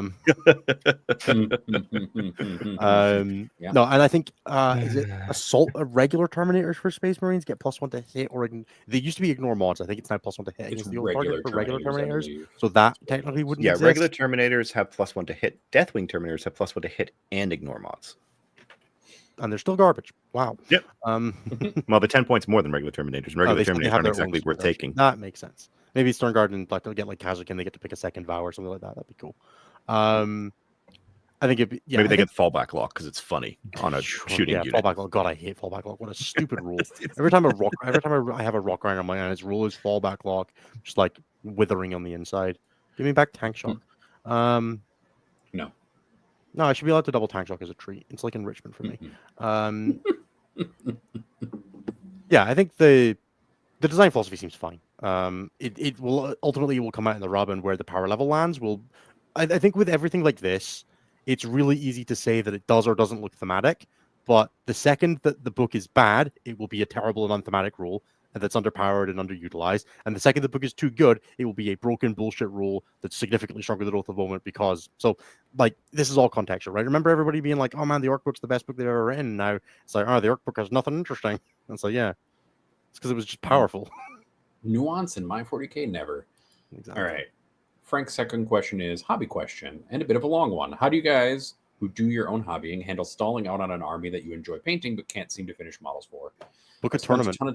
Spent a ton of time trying to nail a custom Marine scheme, and yet I find myself stumbling when it comes to getting units fully painted with all the trimmings. I don't want to keep stripping and starting over, but I also don't know how to proceed since my motivation tends to nosedive at a certain point in the process. Any suggestions? Book a tournament. And this does raise the best way to do it, which is to book a tournament. It doesn't have to be like a GT. Just make it like a one-day RTT and be like, I'm going to have this list ready for that date, and you will find a way to make it work. However, failing that, the other one is don't do Marines, because Marines just never end, and you're going to feel like you never make progress with the army. Just do a hodgepodge. Paint a unit in a color scheme you like, and then do a different unit, in a different color scheme. Tie them thematically with basing, and it'll be fine. Yeah. Honestly, it is giving yourself a deadline is like the best way. Whether that's a tournament or something else, just giving yourself a due date forces you to plan. Yeah, do it. Yeah, as Willow says, do a travel tournament. Book a tournament that you go to like book a flight for. You'll have your army finished. Yep. All right. John the King Potato has the next question, which is when practicing for WTC, do you mostly run full games or reset after certain things happen and go again? And how hush-hush are scrims kept during the lead-up, or are you and Liam VSL open books? Sorry, let me go and actually read this question because I want to answer it properly. So, when practicing for WTG, do you mostly run full games or resets? I think we mostly just play full games. The meta game right now is so end game weighted that it's really hard to get a full picture on a game unless you played the turn 5 plus challenger card situations. We don't like if a game is over, we stop, right? Like it's a very real part of it. But unless we're specifically doing like, hey, let's rep what turn 1 looks like and do like some resets on that. That's a different thing than like, hey, let's scrim a game. A lot of the time when we're at this stage of the process, what we're looking for is matrix information, which is to say we have a degree of we need to see what this game looks like consistently and what the end game score is a lot more so than being like this matchup is broadly favorable or broadly disfavorable. Like when you're testing to see if an army works, we did a lot more of that in the earlier part of the season where it's like, hey, let's just throw this on. Okay, this concept's not working. Let's try something else. Let's try a different approach. Let's try a different like baseline, like understanding of the gameplay, right? And there's a degree of that, and that still happens now. But mostly we're looking for matrix information now, which kind of requires at least playing until you know the broad strokes of the game. Like you can often do a lot of like, hey, let's vague out the last 3 turns or the last 2 turns so we can stop and just go. But yeah, that's the broads. And then how hush scrims kept during the lead up, or you and VSL open books? I don't think we're ever open books. Unfortunately, we are. And one of the truest problems of WGC season is that we contain multitudes. I am not me. I am me and all the information that Team Scotland collectively has shared and accumulated, and I do not have the liberty to discuss everything that my team is doing because their information, not mine. Now, how hush hush are scrims? Like you might mention that like we scrimmed with X and Y team or whatever to But like broadly, you're meant to. The understanding is that you and the other team are working together for a common goal, and that common goal is at the expense of every other team at the tournament, right? Like you are both trying to raise your standard so that everyone else does a little worse than you guys. So telling everyone what's going on and what you're playing and stuff like that, it's just not really. It's not like it's, hey, you must maintain perfect silence, right? That's not a thing. But broadly, it's a case of try not to be loud about it if you're going to talk about it. At that point, you're also responsible for your opponent's information. Exactly. You're responsible well for as your your opponent's own information, their secrets, their cool list tech. And like there is a degree of the second that you share your list with an outside team, there is propagation because we play against Belgium. Belgium have a really cool Death Guard list that we play against, and we like it, and we try it in the next scrim, and it propagates from there. It's like, oh, okay, cool. Where did you get, we talk about the archetype with the team we're scrimming against next, and then they're like, oh, where'd you get that from? Well, it's like, oh yeah, I played against it, and blah blah blah scrim, and it did well, and we're adapting it, and we're trying it out and seeing how it goes, and then information propagates across teams because of course it does, right? The second you're working with someone else, and then you work with someone else separately, which is outside of like a predetermined arrangement, right? Like the Canada, USA, Norway, Sweden alliance last year, right, where you guys all worked together. Yeah. There's like much less external propagation once that happens, but also you're working with a group of 45 people at that point. There is information bleed inevitably. Yeah, it's impossible to keep that kind of thing under wraps, and it's also because like you have friends who are on other national teams and whatnot, and like you will not you talk make podcast with. WTC every single year was always a weird one because it would be Innes and Anthony, and what was it, last 2 years ago? You guys were prepping with Poland. Scotland was. Yeah, because Anthony just stopped talking for a month. Yeah, because and there was the and then there was the Dark Angels build that everyone at Pyre had figured out, and nope, that's still not that story, but that's fine. No, okay, no. We all figured we hated Deathwatch. Us and Poland landed on Dark Angels separately. Okay. We never had that conversation with Poland. We both just separately were like, okay, so I was trying to figure out where Croatia got theirs from. I have no idea. Croatia weren't a Pyra. Okay. Because they ran it into us, I think. Anyways. But like either way, that kind of thing will happen where you will run into the this information is here, this information is here. I can't tell you about this because it might get back to so and so. There's so little availability of compartmentalization in this community. Everyone is too chatty. I don't know if anyone's noticed. Our guard list the same as England's. We're not working with England. There's also like a limited space where convergent evolution is just going to happen in lists. Sure, for sure. More people are going to find a single solution than any one person, but also everybody's a little secretive about it. And also, like the other thing that you have to remember in a team's context is that just because a list is better doesn't mean it's better for the role you need it in a team's context. 100%. You can't one-to-one copy another team's list without knowing what it's pairing into, what its matrix needs to be, what gaps is it filling. A list that is objectively weaker might be better for your team because it fills a specific role. There's a very real degree of you've got to you're chasing the spiral all the way down, right? And there's no advantage and disadvantage to prepping with different groups. All right. The next question is from Truman, which is, which of the newly previewed models are you most excited about from Friday's preview show? Votan. For me, it's the Votan are good. I like Suboden Khan so much. That model is great. He makes me so mad. If you rotate him to the other side, he has like so many more details on the model. No. Like he is an amazing, fantastic model. Why the fuck don't we have a bike captain? Exactly. That was also part of it, but I was so proud that GW finally put a White Scars captain back onto a fucking bike. Khan still gets to run around on foot. The Iron Hands. It is true. He's a good looking model. Is he a Terminator? I have no idea. All I know is that he has the ankle breaker 9000, and that's all I care about. Yes, he is wearing wearing Terminator armor. I am very excited for the concept of that model because Iron Hands break the edition every year, every edition, and I'm ready for it. I've already promised the second that model's rules drop, I will be taking Iron Hands to at least one 2-day event, and I will win it. But the coolest model from that release is Shrike, or the new Raven Guard Chapter Master, whatever the fuck he's called. Yes. That is maybe the best vision Avon model Shan. in existence. I also just love how they're like, wait, isn't Shrek the Chapter Master? It's like, nah, he recognized that I'm he had going better to give things to do. him one of the Inner Circle Companion hooded helmets. That's the only concession I'm going to make to changing him. But that's it. Right. I think that model's great. I can't. That man has fucking long ass ropes on him, and it just looks like a fucking safety hazard, like a cape getting caught in a jet engine. But neither here nor there. Of course, you're the no capes guy. Of course I am. But he's got giant fucking flaming jet engines on his back. What? And they're it's a just gonna skill burn issue away, that if guys. you can't just play around it. Fair. Reasonable. Maybe the power cape I get pulls it. back up into the jetpack when he takes off. Yeah, True. I it's will the also 41st say millennium. They got the technology. Maybe the ropes are There's actually like a macadendrites. Starvador And they in like there whose entire job is to pull that guy up. They're fully movable. he's Doc Ock. Fair. Fair. I do also think that the Chaos Dwarves do look really cool. 3 more than the Iron Hands guys. Yes, he does. He's got 3 more heads. Can I say the worst thing about the new release is why on earth is the new White Scars model only in the Combat Patrol and all the other ones are just general release? That is very funny. I also, I don't really get that.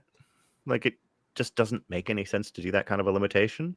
Yeah, It doesn't. I do Because it Vulcan's also pretty restricts the cool. White Scarred like Combat Patrol in a way that none of the other Combat Patrols are really limited. Also, I am 100% convinced he's going to have the worst rules you've ever seen because he's the first bike character to have been printed after the Outrider change. So all the other ones are good because of the Outrider change, right? Like Samuel, not that great before, but you added +1 strength down. This guy's going to be like 5-2-1 because they know he's attaching to new Outriders, and he's just going to be utter toilet water. I'm so ready for it. Innes, please don't do that. Tell me, tell me you're that not you think I'm going to be wrong. wrong. You're not wrong. I will say that the Iron Hands Combat Patrol, though, is by far the worst one. Do you know, hilariously, it's actually the only one I might buy because I just don't. You don't have anything in that kit. Fair. I only own 10 heavy intercessors and I don't have any fire strike servo turrets. Yeah, that's basically it. It's going to be a I cheap do source of fire unfortunately strikes. already own 3 tech marines though because I am an Iron Storm pervert. I do think the Black Templar one might be the best one, though. The Space Wolf one is by far the best. The right? Space Wolf one is the Space also Wolf one very is good, yes. goddamn incredible. It's like literally you could buy. I could probably get away with buying 6 of that kit and not be upset. Did they preview that during the event? No, they previewed it like a couple months ago, but it's like it's on Okay. pre-order this weekend. But it's like I guess Wolfguard there's- it's Wolfguard battle leader, Yeah. 5 Terminators, 5 Wolf, and 10 Blood Claws. That's like damn, it's a good that one. slams. I'm buying 3 just straight up. I'll say, That at is least the also Imperial good. Fist one feels like an Imperial Fist one. It's true. Yeah, I mean, the for sure. Salamanders one feels like a Very vanilla. Salamanders one. It's got all flamers on all their models or flame related models. I actually might get that because I don't have Adrax and I don't have a second multi-melter for my Eradicators yet. I blue tacked an extra melter barrel to the bottom of one of my multi-melters and I have done, and it's been there for 2 years. Nice. All right. Next question from Sean is: would adding a predetermined review/balance pass period per rules release be too many changes? How many issues would have been caught this edition if stuff got to change one way or another at 4 to 8 weeks later?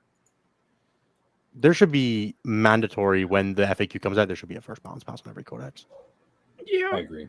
that would be lovely, but I have a feeling the reason that they don't do that is because the retailers would throw a fit. Sure, I get it. Which This is why we should go to having one balanced. There should be 2 detachments per codex that are for competitive play, and all the other ones should just be for fun. we could have a ban list. That would be fun. We should have a permitted list, not a ban list. What's the difference? A ban list by another name. All right. Garan has a question, which is: what would a role of a Gladius or Stormlands be in teams? See the Knights? Why I is don't there- want it anymore. Yeah. And then why is their win rate low in this meta? Space Marine players terrible. There you go. Like, Nikki D has the next question. No, go ahead. I was just gonna say that- Yeah. If like people like Josh are still winning events with Gladius or Stormlance or just basic Marines, it's clear that they're It's still not good. the army's fault. Yeah. All right. Next question is from Nikki D, which is the loss of the psychic phase in 10th edition good or bad for army design? I think it's good. Because That phase was bad and boring, but I It do was miss such a the, horrible experience when you were a have-not army playing into a have, or vice versa. right. Or if you were playing into an army that just like shut everything down. Also true. And then your favorite Ozzy / Black Sabbath song. oh, my song, my answer is gonna make people sad. Go for it. Mine is War Pigs. I really like that song. It's a Black Sabbath song. It's good. Mine's a song he did with Post Malone in 2019 called "Take What You Want" because I don't really like metal very much, but I like Post Malone. Yeah, that's valid. reasonable. That's Everyone has their own perfectly interest. fair. I'm probably going to echo War Pigs, though. Paranoid is a close second. Paranoid's a really good song. I won't lie. All But right. War next Pigs is 40 years late, 40, 50 years later, still so unfortunately relevant. War doesn't change. What is it good for? Absolutely nothing. All right. Nick Selling models. K. Nick K asks, what the current state of the game, do you think most struggling armies are being held down by the top, or do they also need buffs? And what changes would you make to orcs in a slate? I think it's literally impossible to tell what armies are struggling right now because we are under the weight of the big three. And it's impossible to tell what the wider balance window should look like. Broadly, I think you can kind of point to a few things. Like, I mean, how wild is it that we've not spoken even once this episode about Blood Angels? Why? Why is that army where it is? And why is it unplayable? Why is it not winning everything? I don't understand. Yeah, I think it's really hard to tell what this metagame should look like because the presence of the other three is throwing everything into chaos. Yeah, I'm definitely very amused that we complained so much about the Blood Angel buffs, and they're sitting at a 50% win rate. They've won one event, and they have a 1.0 over Dude, rep. I don't understand. The Look, buff I suppression. appreciate That's the GW answer. terrain. Mm-hmm. If you're playing on GW terrain, I can see why you might not think they're that good. Like if you're just like, oh man, raw dog and layout one, you're just like, ah man, I went second and I didn't get the stage. This sucks all the time. As for changes to orcs, I think they just need some points reductions on like a bunch of stuff.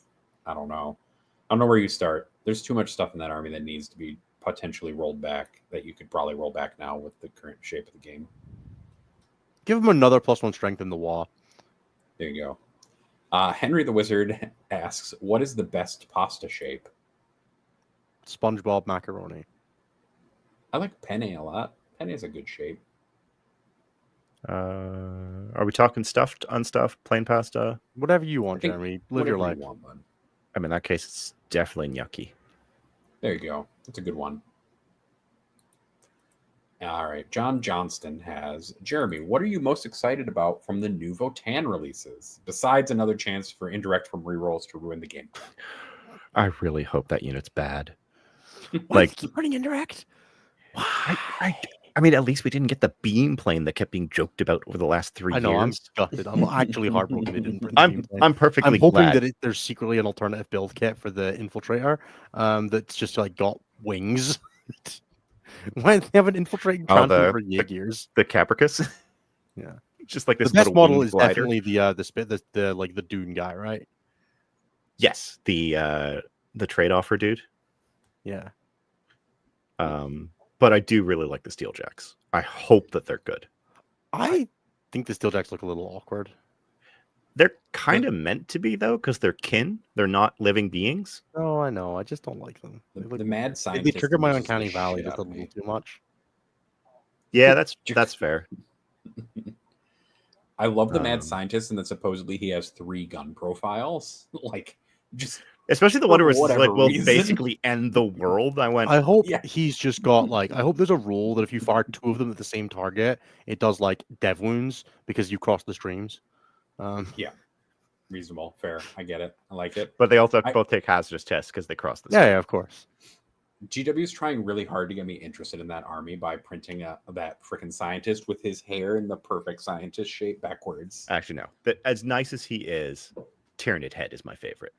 Tyranid head is a If good for mod. nothing, That is for a the great little mod. snapshot of lore we got, which is his entire clan was eaten by High Fleet Leviathan. And what did he do? He adorned himself with Tyranid bits to be like, no, you aren't getting me. He got eaten 3 times or something. You think you would have learned after the I first 2, but think that 3 that model times. is my favorite because of purely how much drip it implies Uthar the Destined doesn't have. It's just like that guy's dripped the hell Friendship out. ended with Uthar. New friend Uthar the is. Destined is just like, yeah, man, I got a different crest. All right. The next question is from Isaac. What's your favorite and least favorite airline? Oh, I think a lot of people coming back from Tacoma got fucked over by Alaska Airlines. So Alaska's usually fine. they had a computer outage on Sunday evening. And so there were many, many people who didn't make it home Sunday night or even until later yesterday. I took a Japanese airline. That was really a good experience. And then Delta is my favorite domestic airline for the most part. I was gonna say I've never had a bad experience with British Airways, but that's a lie.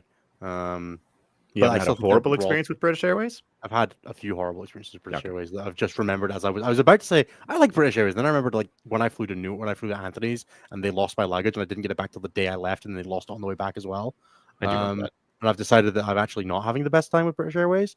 And that actually I've never had a single issue with Ryanair and they've been there for me for years. And I actually kind of respect how much they just like from tell them, me but exactly it also what I'm is like getting. if the bar is something you can step Yeah. over, then Like, they're never going to trip EasyJet over and it. Ryanair both have like they're both shaking hands in my back room, being like, "We're there for you when you just want to get there for cheap," and I can respect that. And fuck flying with Wizz, holy shit, I do not like cardboard box seats. The second that the seats have like hard sides, I'm like, nah, I don't fit. Fair. Domestic Porter, easily the best. Their customer service has always been good for me.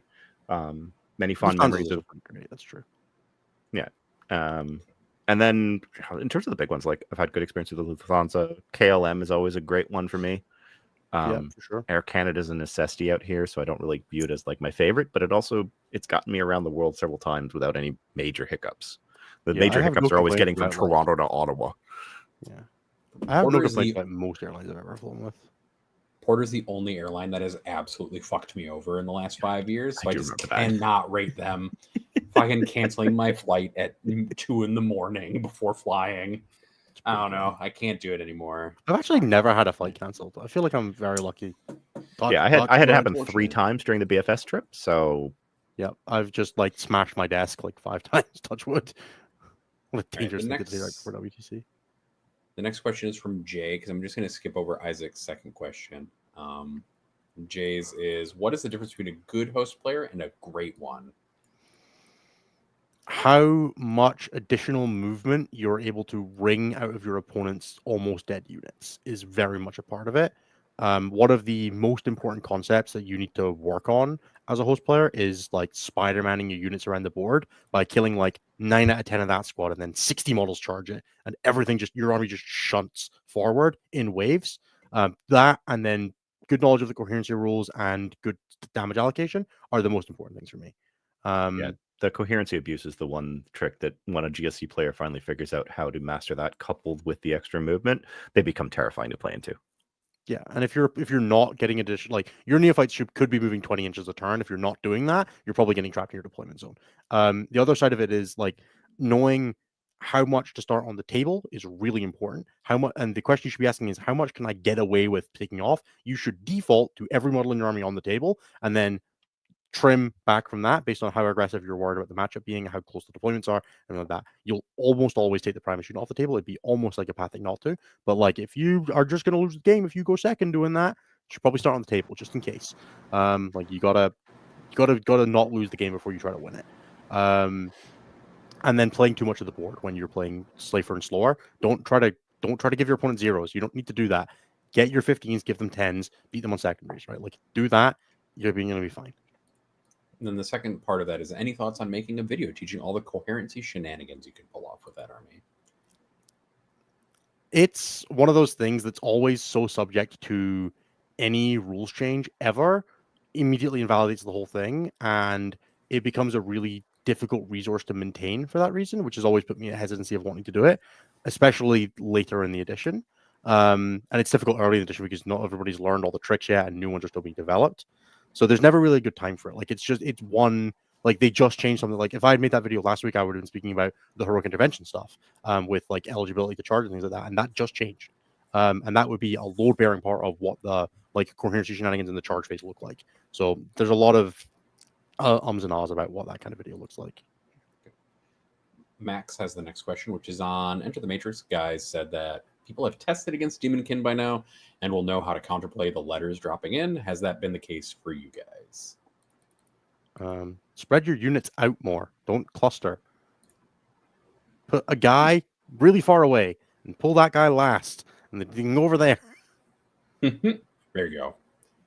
The next question is from Ben, which is, what do you folks feel is the role of Blood Angels and Space Wolves in teams on GW terrain post Iron Priest nerf? Space Wolves is a bowling ball that you throw at your opponent and hope they can't get out of the way fast enough. And your goal is to put it on a table that it can move, but that it can also hide on, which is a fine line to walk. And then point it directly at everything with a toughness characteristic lower than 10 and roll the fuck through it. Blood Angels are there for the toughness 10 stuff. They're the same list otherwise, with less vulnerability to move blocking, but also less dynamism. And then John Johnston has a question with that's Innis. Do you laugh on the inside every time you say armies with 60% win rates like IK, CK, DG need nerfs, knowing you and Floof are cranking a host to a 67% win rate? I am not cranking host to a 67% win rate. I do not really play singles very much. What I can tell you is that my win rate in singles with Host of Ascension in tournament games is 93.3%, and we can move on because How many games? 76. In tournament games with Gene Circle this edition, I am 75-1. Fuck. There you go. So, like, you know, it doesn't really matter what the win rate of the army is. Yeah, no, they should probably nerf host, but like, I'm going to win anyway to the best of my ability. Since Adam Camilleri is one of my favorite people, boys, if each of you could buff one faction that has a codex, what would you do? I would remove it for Imperial the moment.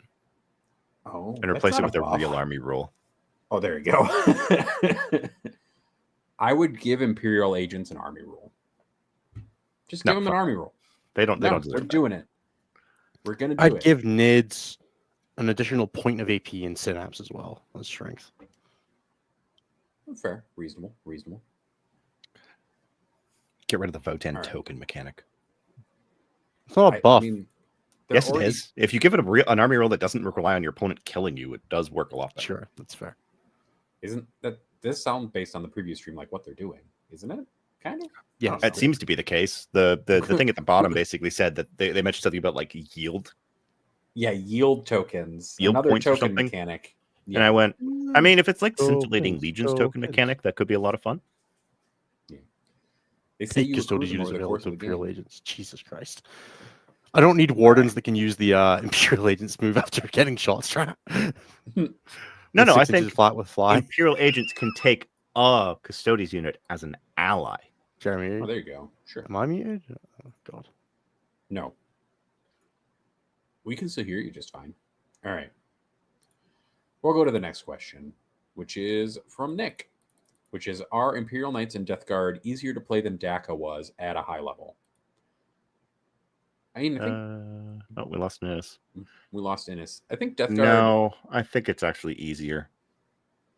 yeah, easier than Mordecai. Like, Death Guard have a lot of vulnerability, or not vulnerability, have a lot more toughness that will keep you safe if you make a mistake that Mordecai never had.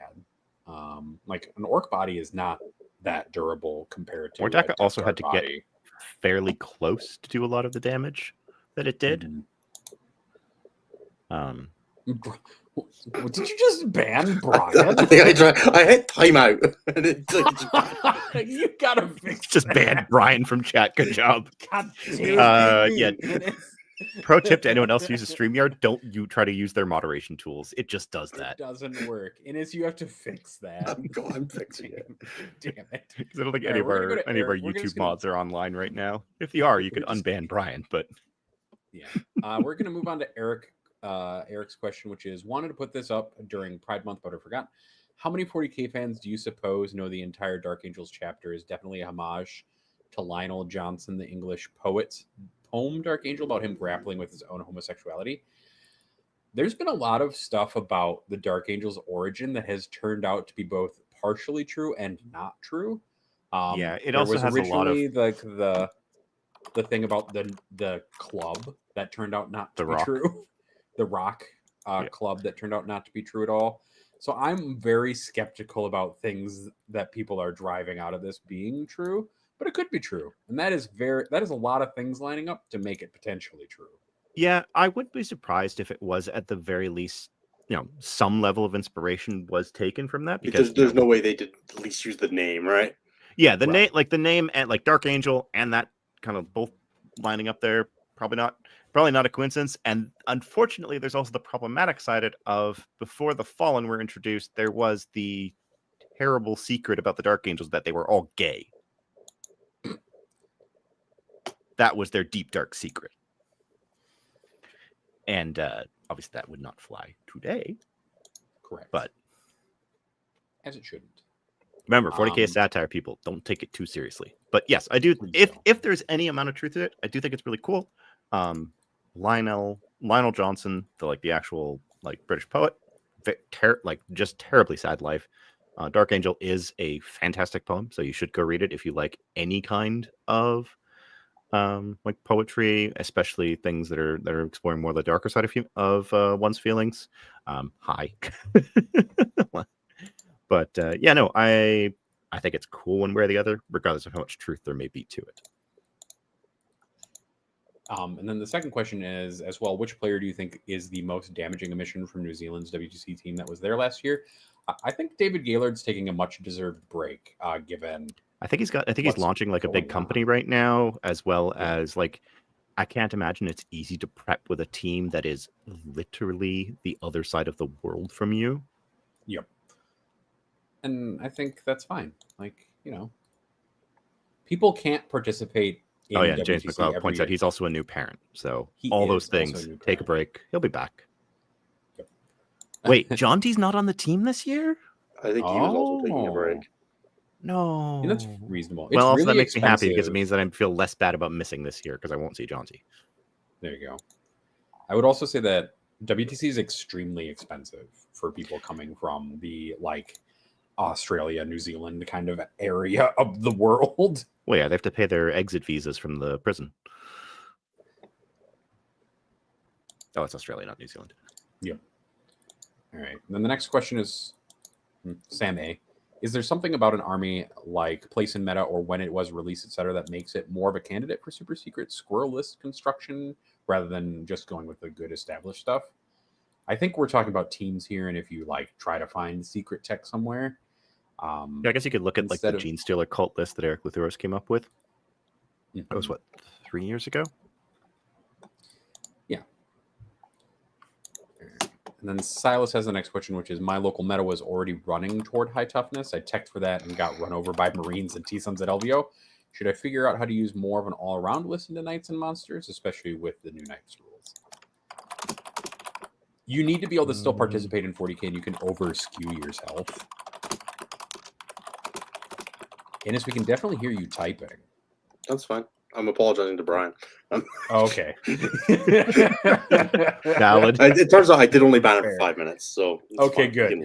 Okay, so the timeout on our side just shows him as being banned, but it is actually a timeout on the video. I had to go and find out do on YouTube, which I had never done before. It's like, oh, how does this work? It is a credit to our audience that we don't have to do that ever. Very often. So you guys are all awesome. Keep being awesome. But yeah, I think that there's always a risk of teching too far, especially when you look at Death Guard and kind of high toughness, but also not really. Mm-hmm. You need slightly different tools into those two armies. But being able to kill, you got to be able to kill 2 bigs in a turn. Yep. You can't do that. Yeah, your army is going to struggle. Floof. And then the second The last question is from Isaac, which is, since you skipped my perfectly reasonable question, does 30 Swooping Hawks work on GW? Given that they were just nerfed, probably not. That's fair. It's really interesting when I try to put together Eldar lists right now, because I'm putting together a lot of lists with 20 damn fire dragons. You don't need And 20. feeling like it's a necessity. 15 and 15 Fuegan's probably fine. does it. 15 is probably fine. 15 plus Fuegan is probably fine, rather, I guess. Just steal. Don't steal Nick's list. You're not Nick. No one's Nick.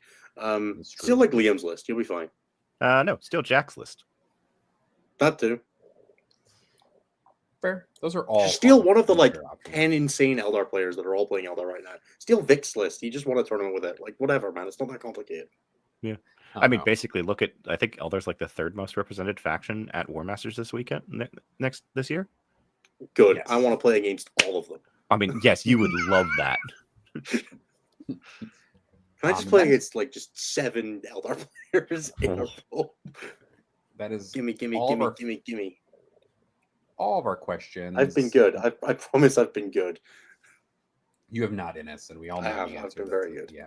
I only banned Alright. one user this week. The last time I banned a user was our most huge show of all time. So, Fair. All right. yeah, thanks, sir. We have. I just want to say one thing before we go into Innes wrapping us out, and I do the $15 a month ones. We were able to donate $4,500 this month to 3 different LGBTQ focused charities. Thanks to your all's support, we gave $1,500 each to Mermaids, Rainbow Railroad, and the Prism Games Foundation in order to support the work that they do. That is mostly, almost entirely, thanks to our incredible community for supporting us during the course of June. So thank you, everybody, for that. All right. Do I do the high five callouts and then you wind us out? Yeah, or do that you want sounds me good. to You should do that. All right, let's do that. All right. If you join at the Crisp High Five tier on Patreon, you get shouted out at the end of every episode. Sometimes it's me, sometimes it's Innes, and you get to watch Innes suffer horrifically the whole time. You get other benefits as well if you join that tier for $15 a month that are all in-person ones. So I'm going to read out those right now. Thank you to Christopher. Hi, Nathan. I missed you, Irvine. Thank you to Willow Weeks. Thank you to Dan F. Thank you to Luke. Harridan's taking the subway McCarthy. Never not funny. Thank you to David, methodically filling out my WTC fantasy brackets. Clark. Thank you to Nothing Funny, in quotation marks. Love you guys. Best regards. Ire. P.S. Day Night. Fighter of the Night. Night. James H. Thank you very much. Thank you, Colton Dan F. Miller. Thank you, Fungus. Thank you, John V8 Gang. Teleports behind you after scoring primary. Nothing personal, kid. Thank you to Cam, F. Dan, Morton, Hog Emoji. Thank you, Archon Rahal. Nothing silly this week. Just wishing everyone all the best with their events.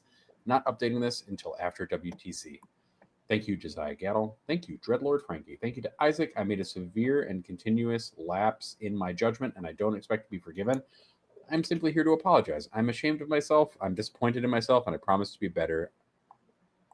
I will be better. Thank you. I will never make fun of anyone again, Gerada. Oh, gosh. Yes, you will. We'd be upset if you didn't. Thank you to BT. Should have anti-vehicle 2-up and dev wounds on all their infantry. The hulls need to learn fear. Thank you to Thomas. Why do we keep doing this to ourselves only to do it again next year for Cohesion? Thank you to Steven. Try not to forget you have an entire Doomsday arc to activate against Skari next time, Ross. Thank you to Tom. Chicago style is not Pizza H. Thank you to thinking about calling all my unfinished hobby projects Chaos Divided. Get it? Because there is already Chaos Undivided, but my attention span is poor. Jokes are funnier when you explain them. Thank you to Good Luck at a frog. Yeah. Thank you to Good Luck at WTC. Thank you to our sponsors for the week, Adelan Jack's Pizza Delivery Service. When you need your pie delivered with a boom, remember the bikes that go zoom. Thank you to Come With Me on a Gucci Adventure TM. Thank you to Winnis Ilson. Thank you to Angron Kill Count over 8 big nights or 14 hulls. I'll take the over. Yeah, I'm on the over on that one. Over definitely seems viable. It's either going to be that, is or it. he's going to go strolling through fields of wheat against France as he plays against their worthless that can't hurt him. True. Angron's big Theresa May day. Yeah, that's everybody. Thank you very much, everybody, All for right, joining guys. us here. That means I get to ride. You got to take you guys out. Thank you so much for being with us for episode 146, Justice for More Dakka. I hope all of us wake up to a bright and shiny sunrise where all of these armies get kicked in the nards and we can finally move on with our days. Except Gene Slocalt, who deserve nothing but buffs, my beautiful, precious, perfect babies.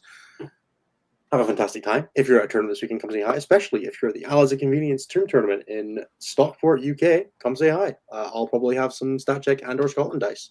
Otherwise, the very best of luck, Nathan. Give it 1 second before you say the thing. Bye-bye.